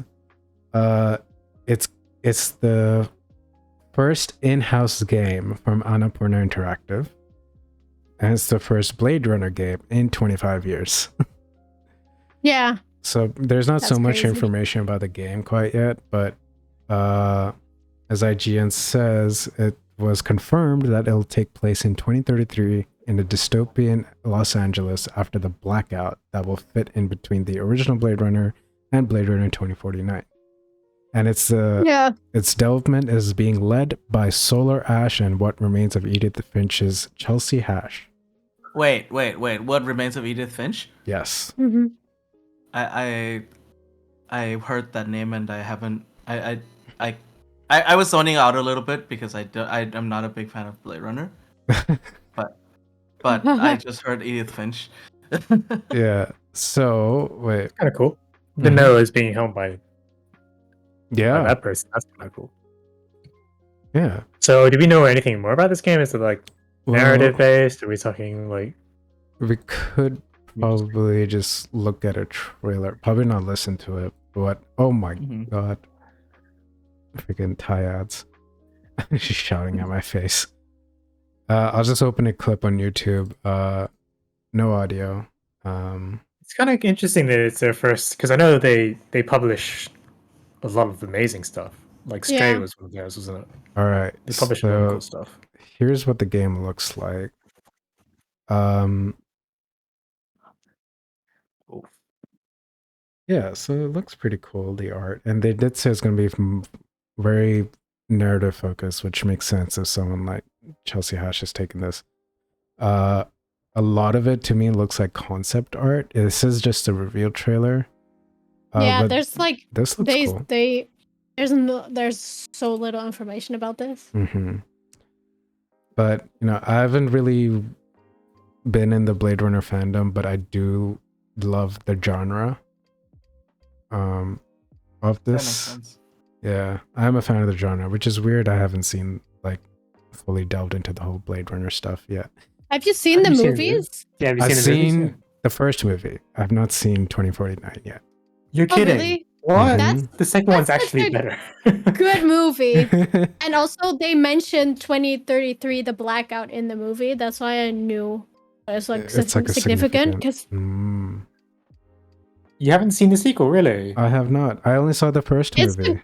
I saw it twice sequel's such a in the cinema sequel is because I so thought it was good. so good. It's amazing. And no, the thing is, what made me watch the first movie was because 2049 was out in cinemas. All But right. I And never you went didn't to watch see it. 2049.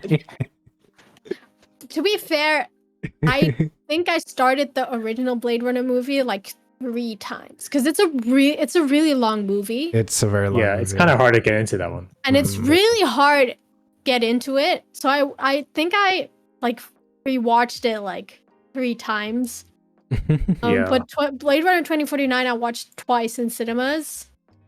Even Mhm. though it's a super long movie, it's really good. It's really, really good. I would It's actually say really it's actually better than the first movie. I think it's one of those rare sequels that's actually better than the original. Yeah, It's because actually- also they have a lot more technology to do the things that they wanted. Oh Ew. god, the cinematography is amazing. I feel like It's like so good in that movie. sequels. I feel like sequels are either like better than the original, or Mhm. like absolutely fucking awful. Yeah, Yeah, one way or the other. pretty much. Like there's no like it's aight kind of sequels. I feel like. Mm, Well, the Pixar movies they have IT. I mean, yeah, true. true. Yeah, I don't know. I can't believe you've never seen this. What is this? You need to watch it. It's so good. I will. But before I watch 2049, I need some time away from Barbie because Ryan Gosling. And then seeing him in Blade Runner after watching him in Barbie, it just feels so weird.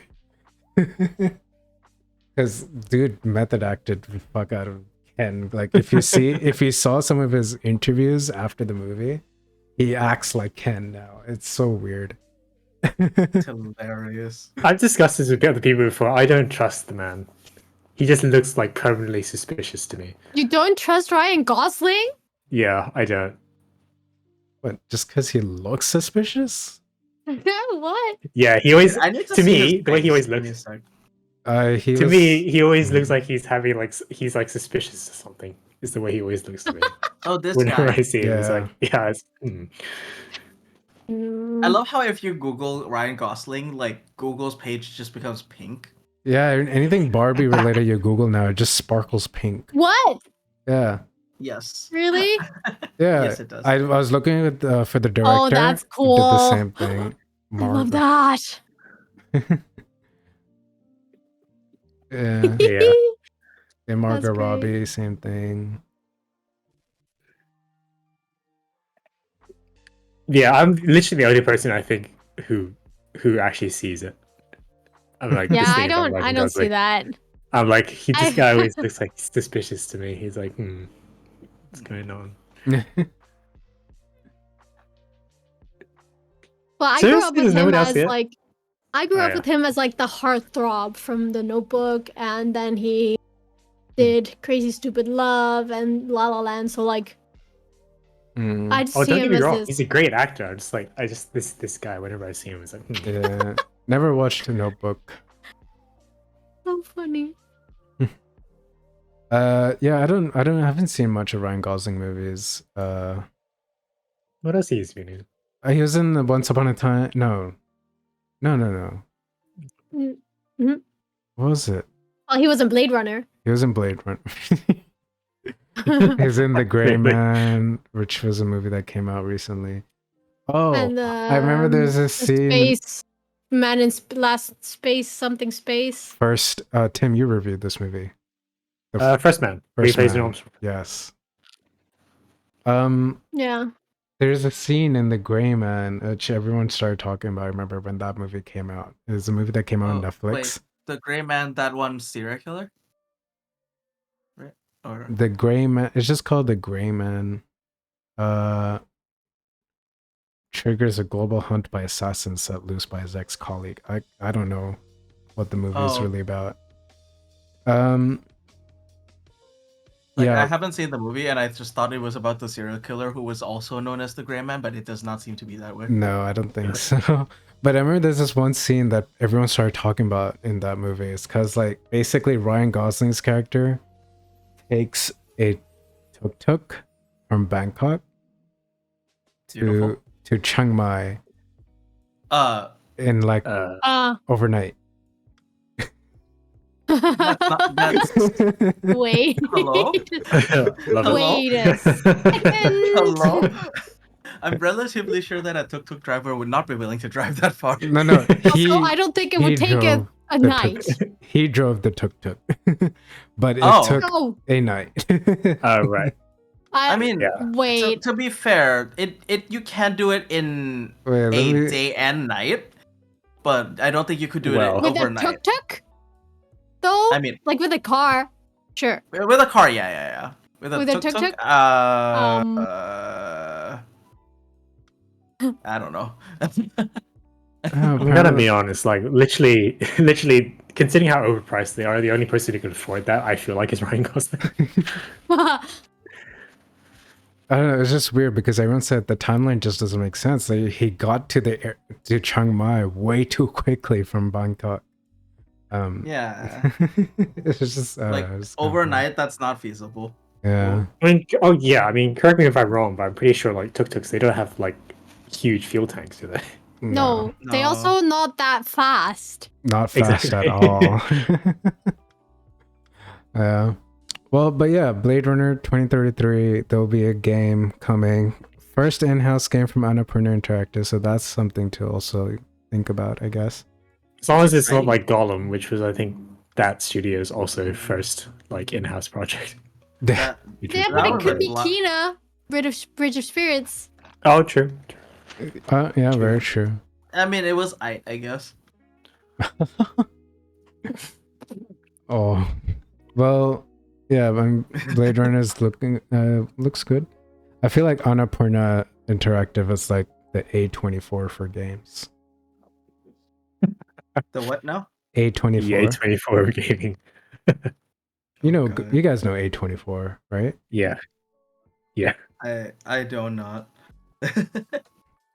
The movie company that puts out all the like the art house films. Yeah, they put all they did The Whale recently. They recently did a movie with. I've heard that Mhm. movie, yeah, but I didn't know. They also recently name. did a movie with the popular YouTube duo Raka Raka. What's the horror movie they came out with? There's a new horror movie they came out with. I cannot find the name right now. Is it Talk to Hereditary? me? Is that? No.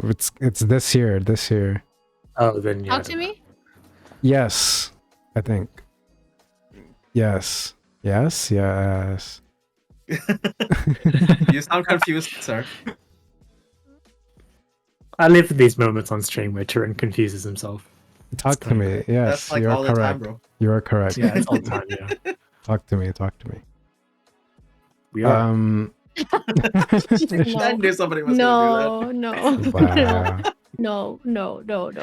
Well, but it is a film by popular YouTubers Raka Raka, if you guys know them. I do not. Nope. They're like a duo. They're twin brothers from Australia, and they made a lot of like action, scripted action videos. Well, film like Okay. mini short films of action and just crazy action over the top, almost near ridiculous. And the film is nothing like that because they're like, nah, because they're like, they said when they were making this movie, they weren't thinking about their Raka Raka audience. They're just like, I just want to make a movie. Honestly, I feel like Which is cool. those are generally pretty interesting, though. Mm-hmm. Yeah, so it's cool. It's cool. I check it out, but it's a horror movie, so I'll wait till streaming. Or you can watch it with the lights on, yeah. Yeah, I can watch it with the lights on. Pretty much. But yeah, some other news that came out for those of you who are fans of Assassin's Creed 4 Black Flag. Apparently there's been some reports that Ubisoft is working on remastering Black Flag for the current gen. Does that series even really still exist? At this point? I don't know. I'll be down for the remaster, I think, because I already have the Ezio collection. I also have Assassin's Creed 3, the remake. The You know what's remaster. going on. You know, I bet's going on behind the scenes of this one, right? Which is that they originally span off Skull and Bones from the ship gameplay in Black Yeah, Flag. that's what I was thinking as well. Right. And now Skull and Bones is taking so long, they're taking the tech back and just doing a remake. It's like, we need to get something out of this because that game is not going to deliver when it comes out. Yeah. If it comes out. Yeah. There's this IGN article that says there's an internal email that was viewed by Kotaku, which implied that the Singapore studio is reportedly forcing its developers to work on Skull and Bones in person at the office instead of remotely. That's Looks like the move is to pressure devs to work longer hours in order to ship the closed beta that's due in late August. So I guess Skull and Bones closed beta is supposed to be out later this month, but I guess they're having some issues with that at the moment. Oh boy. But the team working on Skull and Bones also reportedly discussed if it was possible to pivot Skull and Bones into a game that's more like Black Flag. That would just makes it Black potentially Flag. mean pretty much. This is what Just IGN make Black Flag, this is what IGN wrote. But yeah, that would potentially mean adding elements of co-op exploration and hand-to-hand combat instead of just resource gathering mechanics and PvP naval battles. Yeah. I just think that's hilarious. So they don't want to make Skull and Bones, basically. They're like, let's just make Black Flag but co-op. But I don't. I mean, honestly, I can respect that. Yeah, but also, that would be really tough to do as well. So either way, they have a challenge. Skull and Bones first revealed 2017, delayed many times, supposed to be released November 2022, but then pushed back to 2023, March 2023. And now has a unspecified release window between 2023 and 2024. So they obviously don't have much to show at all for the game, but because of what's going on with Skull and Bones, now there are reports that the Black Flag will be getting a remake or remaster, possibly meaning that they might take some whatever Skull and Bones have already worked on and just put into that and then build off and make. Honestly, Black that makes Flag. sense. It does. And since, Skull and Bones is that naval combat developed and all that, so I guess they don't want that to go to waste, which makes sense. And honestly, I'd be down for a Black Flag remake. I was a fan of the game when it came out, and I still enjoy playing it.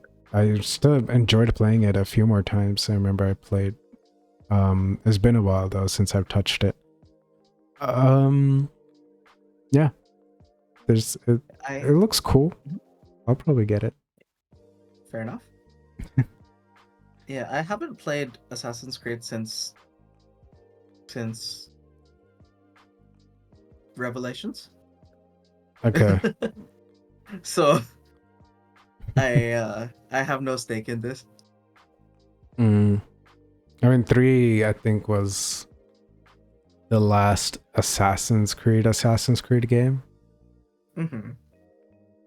Reason I say that because 4 kind of just, it's still Assassin's Creed, but you don't exactly feel like an assassin. You feel like a pirate that picked up a hidden blade, and it's kind of cool Fair at enough. parkour. That's fair. Yeah, but I still really enjoyed Black Flag. But None of these games are ever going to equal the masterpiece that is Sea of Thieves. Let's be honest. I haven't played Sea of Thieves, so I honestly don't know. That's fine. It is on Game Pass. We went back to that recently. We pretty much sank our ship within the first 5 minutes. Yeah, we sank other ships too. Yeah, we did good afterwards. It was just like this Yeah. random mishap where our ship blew up. Oh yeah, That's that was very something. weird. Classic. We were just sailing, and then for some Fascinating. reason, like a huge barrel just went off at the front of our ship. I was like, "Where did the barrel come from? We don't know." It just blew our ship up, and we lost everything. That's unfortunate. Yeah. It's a fantastic. First time that ever fantastic game. happened to us. Yeah, but outside of all of that, there's also been some VTuber news. I don't know too much about it, but I think Gunn and Alex can better introduce this topic. So, to you guys. Okay, so I actually am not like okay, so I usually follow Hololive quite a lot, but I actually haven't recently because I haven't really had the time. But I heard that Hololive EN Gen 3 just got debuted. Yeah. And so far, from what I've seen, it seems quite interesting. Like I don't actually know too much, but like the talents seem interesting enough, and I'm excited to see more. Yep. I actually haven't really, because I was on vacation, so I did see that this was happening. Mm-hmm. They're called Hololive Advent. Yeah. And they all look very gothic style, except for 2 of them. They look very pink. The two of them also sound very familiar. I know. The duo Fuamoko. Yes. Yeah. They're very pastel, and then the rest is like gothic. Yeah, everyone like I really like the vibe, to be honest. I like all of their designs. Look really cool. Yeah. I don't really follow. I know a lot about VTubers. I don't watch individual VTubers that much because I just don't have the time to watch their streams. But I know a lot. I watch clips and I know a lot about like what's going on in the VTuber world. But yeah, no, they look fun. I like that they have so Fuamoko is the first duo that share an account within Hololive, which is very interesting. But I feel like the reason why makes a lot of sense if you if you know, you know. Yeah, if you know, you know. But yeah, I'm kind of on the same boat in regards to VTubers at this point. Like at least for like corporate ones, I haven't really like I just watch clips at this point. And like sometimes I honestly I get more stuff from my friends sending me clips because I rarely like get recommended them anymore, which is really strange because YouTube used to push them really hard. Yeah. Also, I feel like this might sound rude. I don't like did it okay. I unsubscribed from all the VTubers I followed because my whole subscriptions list was full of like going live, this is live, and I couldn't find the videos that weren't live videos anymore. Oh. Yeah. So I only have the YouTubers that I regularly follow. I just couldn't find the videos that I was gonna watch because there was so much like live content. Yeah. I'm surprised makes sense. YouTube hasn't done like separate live and uploads or something. I know, right? It would be Because they really do nice it if in they the did. channel. If you go to a Yeah. YouTuber's channel, it's a different tab. But if you go to your own subscriptions, this is just, it includes everything, which makes it very hard to find. So I watch a lot of Smosh, particularly Smosh games or Smosh Pit, because I like the cast and I like board games and stuff like that. Mhm. And I just couldn't find any of their videos in my subscriptions list. So I unfollowed all of the people. I do follow them on Twitter and stuff like that. Mhm. But it's very I was always more of a Niji Sanji Mhm. watcher than Hololive. Yeah. I just like the fact that they're mixed. Before Hololive, Holo Stars was a thing. Like Mhm. Niji Sanji already had mixed gens and stuff like that. I really like that and their interactions and stuff like that. 'Cause it's less of an idol company. But now I don't really. There's too much. Niji Sanji goes hard. Not in like I don't think that's the best strategy. Tragedy. Strategy? Strategy. Strategy. That was hard. And I think Hololive really very good at sort of building an audience per generation instead of quantity over quality, sort of. Yeah. Right.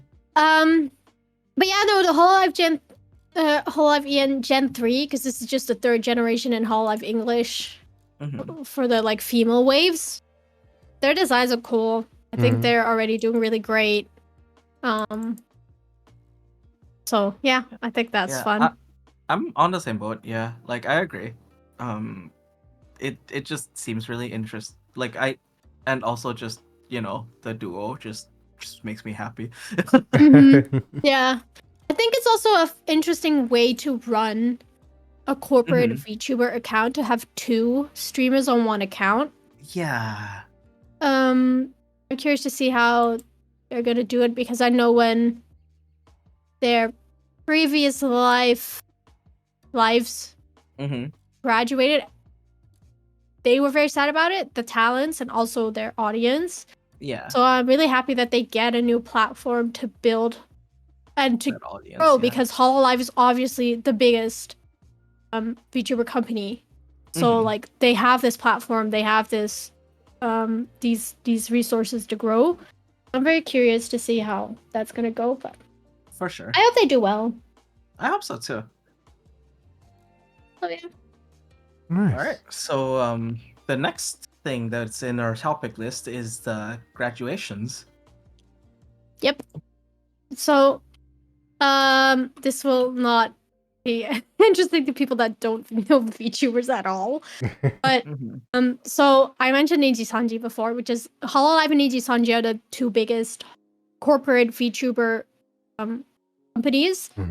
They're both based in Japan, but they both have branches in other countries. They have Indonesian branches and English branches.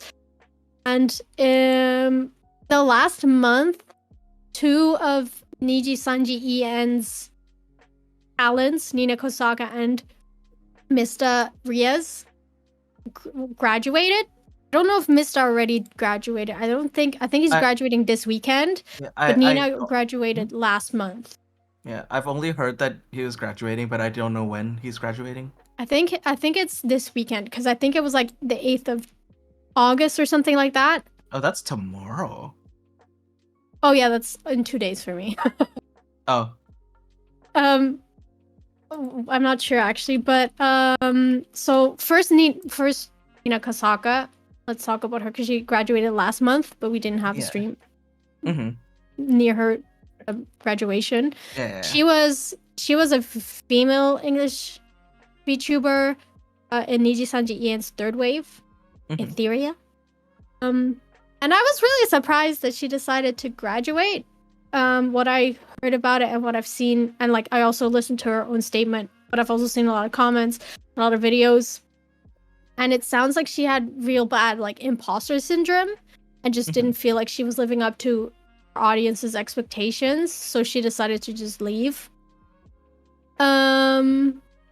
Which sounds sad because she was a very good content creator.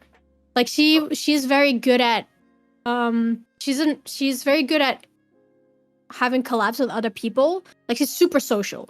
So every time she collabed with other people, she would just talk and have fun, and like she seems like a very good content creator. Mhm. And I don't know. I just was very surprised because I feel like she was doing great, but I read a lot of comments of like her regular fan base saying they weren't really surprised because they were getting the feeling that she was a bit burnt out and that she didn't really enjoy it as much anymore. So I don't know. Yeah. So I actually didn't know Nina at all. Um, but like, yeah, she's from what you've said, she does sound very fun to watch. Yeah, she was very entertaining. Like, if I were to watch a streamer from Niji Sanji regularly, I think Nina would be one of them. Mhm. She's just she has a lot of chat streams, and like she's very good at talking, just in Mhm. general, and like she's very real about everything and very like straightforward. Like I feel like sometimes content creators are like try to make it all roses, petals, and pink Yeah. and beautiful rainbows and whatever. That's not Mhm. the case. As a content creator, like obviously, Of content course. creation is very hard. It's a very saturated market, especially VTubing right now. Oh yeah. You need to be unique. You need to have Mhm. something that makes you stand out, and you Yeah. need to be always creating. Because if you Mhm. don't, you lose that. Relevance. Yeah, and Mhm. I don't know. I think she did. She was a very interesting person. And she could Mhm. speak Russian, which is why Oh, she's like she had a very big Russian fan base because she could speak Russian. Comrade. Which was I very just think that's random. cool. That's cool. But yeah, no, she was I thought she was a really good content creator in general. So it's a shame she graduated. Maybe she'll come back in a different Life. way.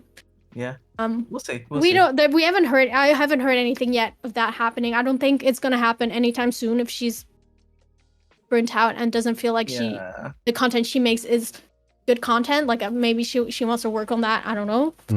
But I hope if she does, then that she does great for herself. I hope so. For sure. Yeah.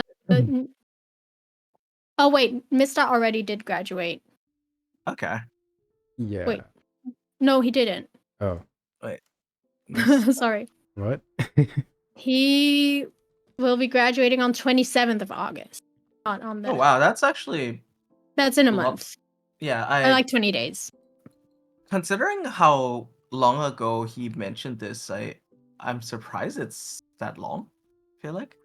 Yeah, I think it's about a month because I'm reading here that he announced it on the 23rd of July, so it's a Huh. bit more than a month.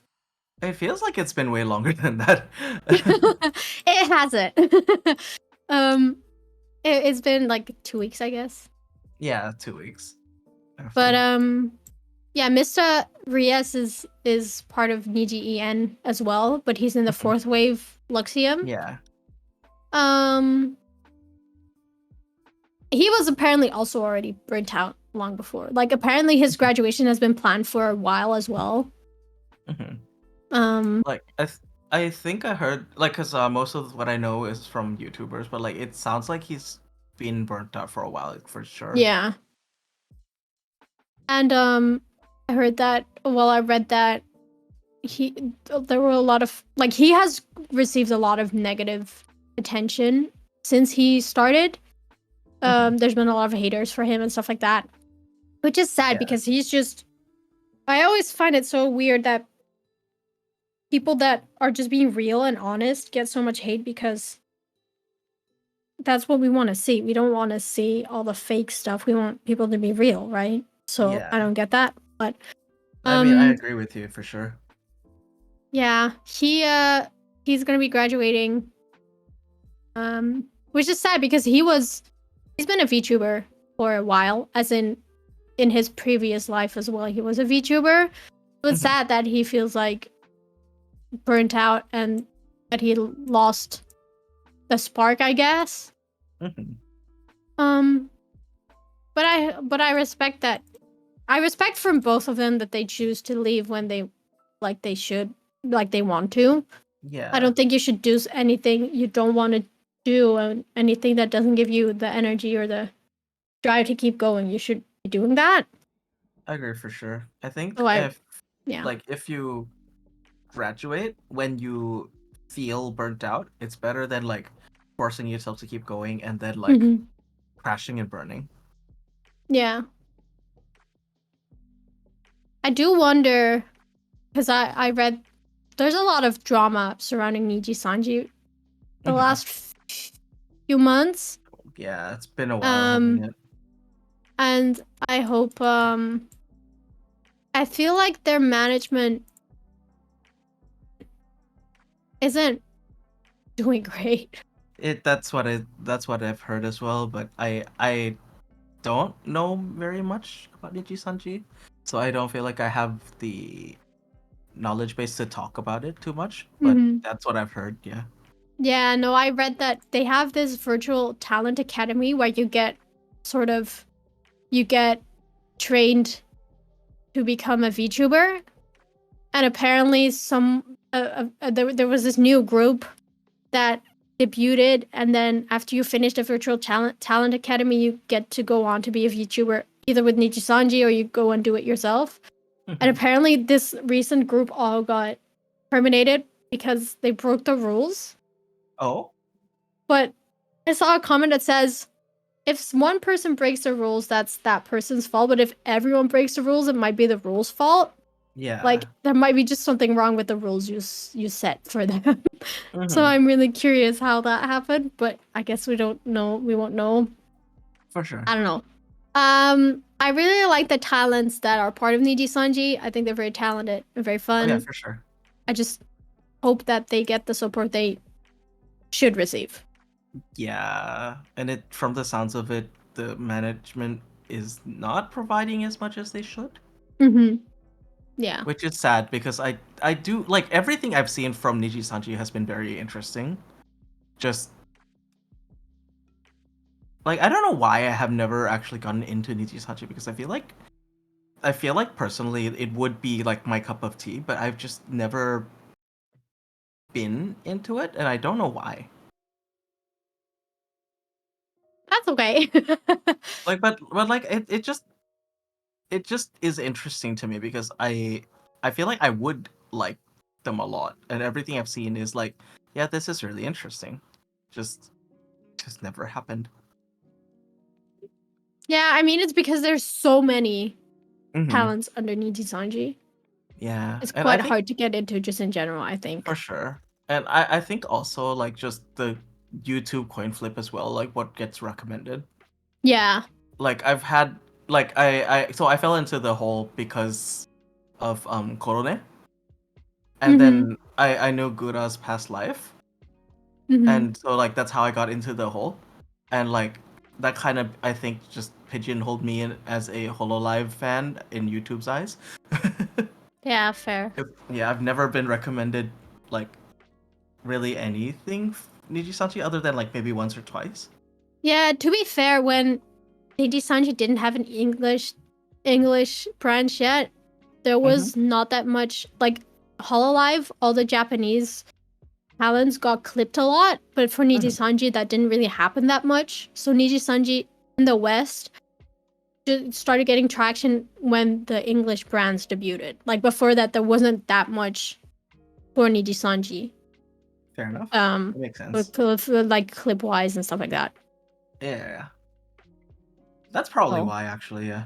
Yeah, because I used to watch a lot of clips of the Japanese branch, but there weren't that many. Like there weren't any dedicated clippers as there are for Live. Mm-hmm. Like a lot of Hololive talents have their own clipping channel and stuff like that. They Yeah. did that because there's so many Niji Sanji talents. It's impossible, I think. Yeah. And a lot of them are really small if you look at subscription numbers. So yeah. Yeah. Anyway. I wonder how the other two are doing. Are they asleep yet? Yep. No. They've just No. they've just been having their own Okay. private chat like amongst each other. No, Look we at were these weebs. listening. That's we were what they've been. listening. That's what they've been saying. I mean, I accept Yeah. my weeb Well, title, so it's okay. Loki just watching these weebs talk about their stuff. Like, Yeah, right. God. cool story. Cool Yeah. story, bro. Wow. Well, we are coming to an end for our podcast, so we've reached the final segment of our podcast, where we talk about a game that's been sitting on our backlog for way too long, and we'll be using the next month to at least get started on it and possibly finish the game. So, does everyone have their picks for what their backlog game of the month is? I have 2 games to pick. Yeah. So last time, just to refresh everyone, we talked about Alex playing Control, me playing Dead Space, which I think we talked about before as well, that I did finish. Tim playing Imposter Factory, and Keenaf doing Mass Effect Andromeda. So, Which as we know, I have done finally. and I have done Dead Space. Tim, have you done Imposter Factory? Oh, you dropped it, didn't you? Well, I'm gonna make it my thing for this time. What? Yeah, I haven't played it, so this time it'll be. Oh, my you still thing. haven't played it. All right. And No, Alex? I will get it done this time. This guy. Alex with Control? Let's. Can I keep that one? Yes. Because Yeah, Oh, God. unless you want to do Alan Wake first, since I think it's the same universe, but Alan Wake comes first. Oh, is it? Yeah. Oh, I think you mentioned this. yeah, I might. Alan Wake and I might as Control well. are the same universe. So do you want to do Alan Wake first or Control first? Sure. I can do Sure. that.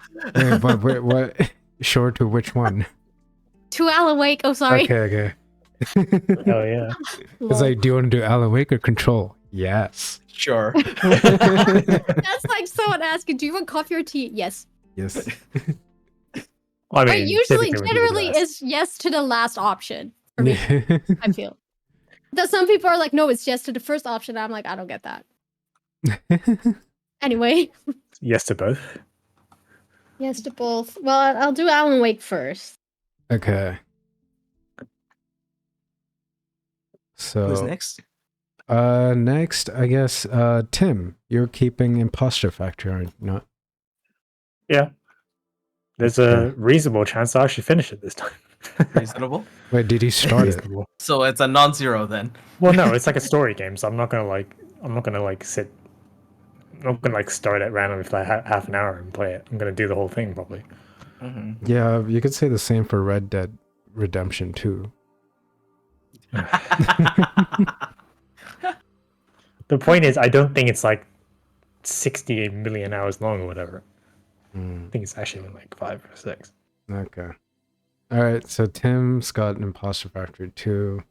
What about you, Gun? For me, I'm actually not sure because Okay. but I have 2 games right now. Okay. So actually, So- I was thinking of actually like doing this in my horror game slot, but I just started Fatal Frame, so I don't know if I'll be able to put it in that slot. But I'll put in one stream at least this month, Mm-hmm. just so that I can say I started. But I was thinking between Prey and Soma. Do we all get to vote? Because Yes. I Y'all already get know, to vote. I already know Tim's vote. I know Prey. Victor's vote, yeah. Alex, which one are you voting for? Well, I only know Prey Soma. and some Zelda. You know Prey, right? It's the game from Arcane. And it's not the shit one. And it's not the shit one. I don't think I know this. Oh wait, we talked about this before. Yeah. I mean, they both feel like. I don't know. Alex is just like Zelda. Yeah. She Yes. plays Zelda. That's in your backlog, yeah. I know, so what? I mean, Soma or Prey? yeah. It's gonna be between the two of you because I know what Tim's picking. Yeah. I bet you guys are gonna pick the other option just to like screw with me. What was your option, Tim? Just Right. No, no, ask no, no, for no. a friend. So Tim is going with Imposter Factory, but Gunn has presented two options for us to vote for him. Either he plays. No, I know. I was Oh. asking what Tim voted for Kina. Oh, he hasn't said, but Yeah, we I'm all voting for- know. I'm voting for Prey. Yeah. Yeah, it's definitely Well, I Prey. kind of. So I know about Soma. Mm. I don't know about Prey. Here we looks. go. I'll choose Soma. Get wrecked. Tim. All right, Ooh, Tarun. so it's down to me. It's down to It's Oh, down it's to in you, the bro. water. It's in the Atlantic Ocean. Well, rip, but I do still choose Soma. Okay, so it's up to me. Yep. Soma or Prey. You So hold I my fate know in your both hands. games. I know both games. Soma is a really great horror game, but Mhm. Prey is a really great survival game. Yep. I think like what's kind of up your alley, Gun, is I think you will enjoy Prey. So I'll vote for Prey. Okay. Yeah. Yeah. After I'll because at first I was gonna put both of these in the slot for after Fatal Frame, Mm. but I don't know how long it's gonna take me to finish Fatal Frame. Considering after 2 hours, I feel like running away. Oh god. Bro, like okay, so I previously played a different Fatal Frame on Steam, right? Like the first one that was on Steam. Mm. And that one was not so scary. And I was like, is it just that like Fatal Frame isn't that scary? And like Kid Me was just more scared than usual? But no, it turns the fuck out that one specific one was not that scary. And like the new one that like the new remake that got put on Steam, it's fucking horrifying.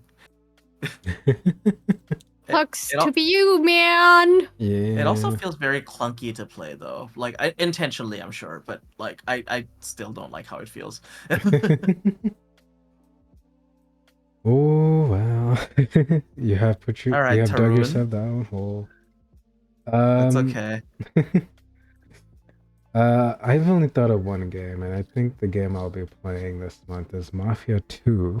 I've done Mafia 1. I've never played Makes Mafia sense. 2. Yeah. So it's a Okay. natural follow-up. Fair enough. So Mafia 2 will be my game.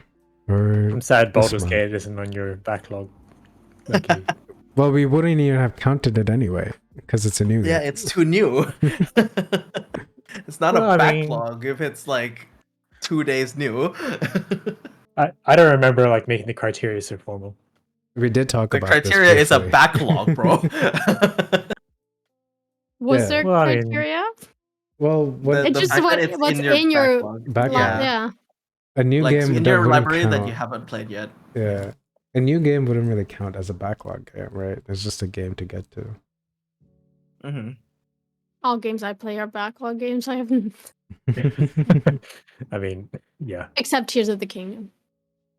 And Ragnarok. Uh, And I played that yeah, a you bit did. after it came out. You played it all Yeah, to completion, no? I did, yeah, but but it was I in the was- backlog it- until she played it. Mm. Yeah, I played it like a few months after it came out. Ah, okay. Yeah. Yeah. Yeah, for me, I don't. Unless the game is old, or rather like a year or two old at least, it's not gonna be in the backlog because I'll be playing it like within the month it comes out. Usually. Mm. Yeah, I think it's within the month. It's not a backlog. I guess. Yeah. Mhm. Makes sense. But yeah. So we have come to the end of our podcast. And And it's 4 hours this time. yeah, Oh, I think my. one of our shorter episodes. And Tim is disappointed. Okay. It's I not feel like it was going to be disappointment. longer actually. It's no. It could have very easily have gone much longer. I'm just glad that like it wasn't too long Mhm. because it's 1 a.m. Yeah. and we still gotta talk other stuff that we have to talk. Only briefly. I we'll have see. school tomorrow, so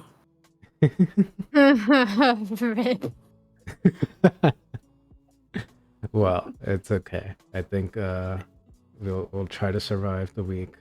I'm sure we will. Well, at Don't least worry. tomorrow. That's me every weekend. Try to survive the week. Try to yeah. survive the week till the next weekend. Let's go. You know, it's like Yeah, that old meme, you know, current objective survive. Survive. Survive. Yeah. Well, yeah, but so it's the end of our podcast, and yeah, just thank you everyone who stopped by and came by, even all those lurkers out there. Thank you for sticking around. Yeah, we surprisingly finished in around 4 hours, and that's good. Yay. Hell yeah. Yeah, we'll get through our backlog games, hopefully starting it this time, Tim and Alex. I've been pretty good about finishing mine. I don't know about y'all. Hey, I finished mine. Hey, I mean, I suggested the idea, so I don't have to commit to it. I That think is- it's the other way that's around, the dude. complete opposite of what that means. To be fair, there's chaos in my name.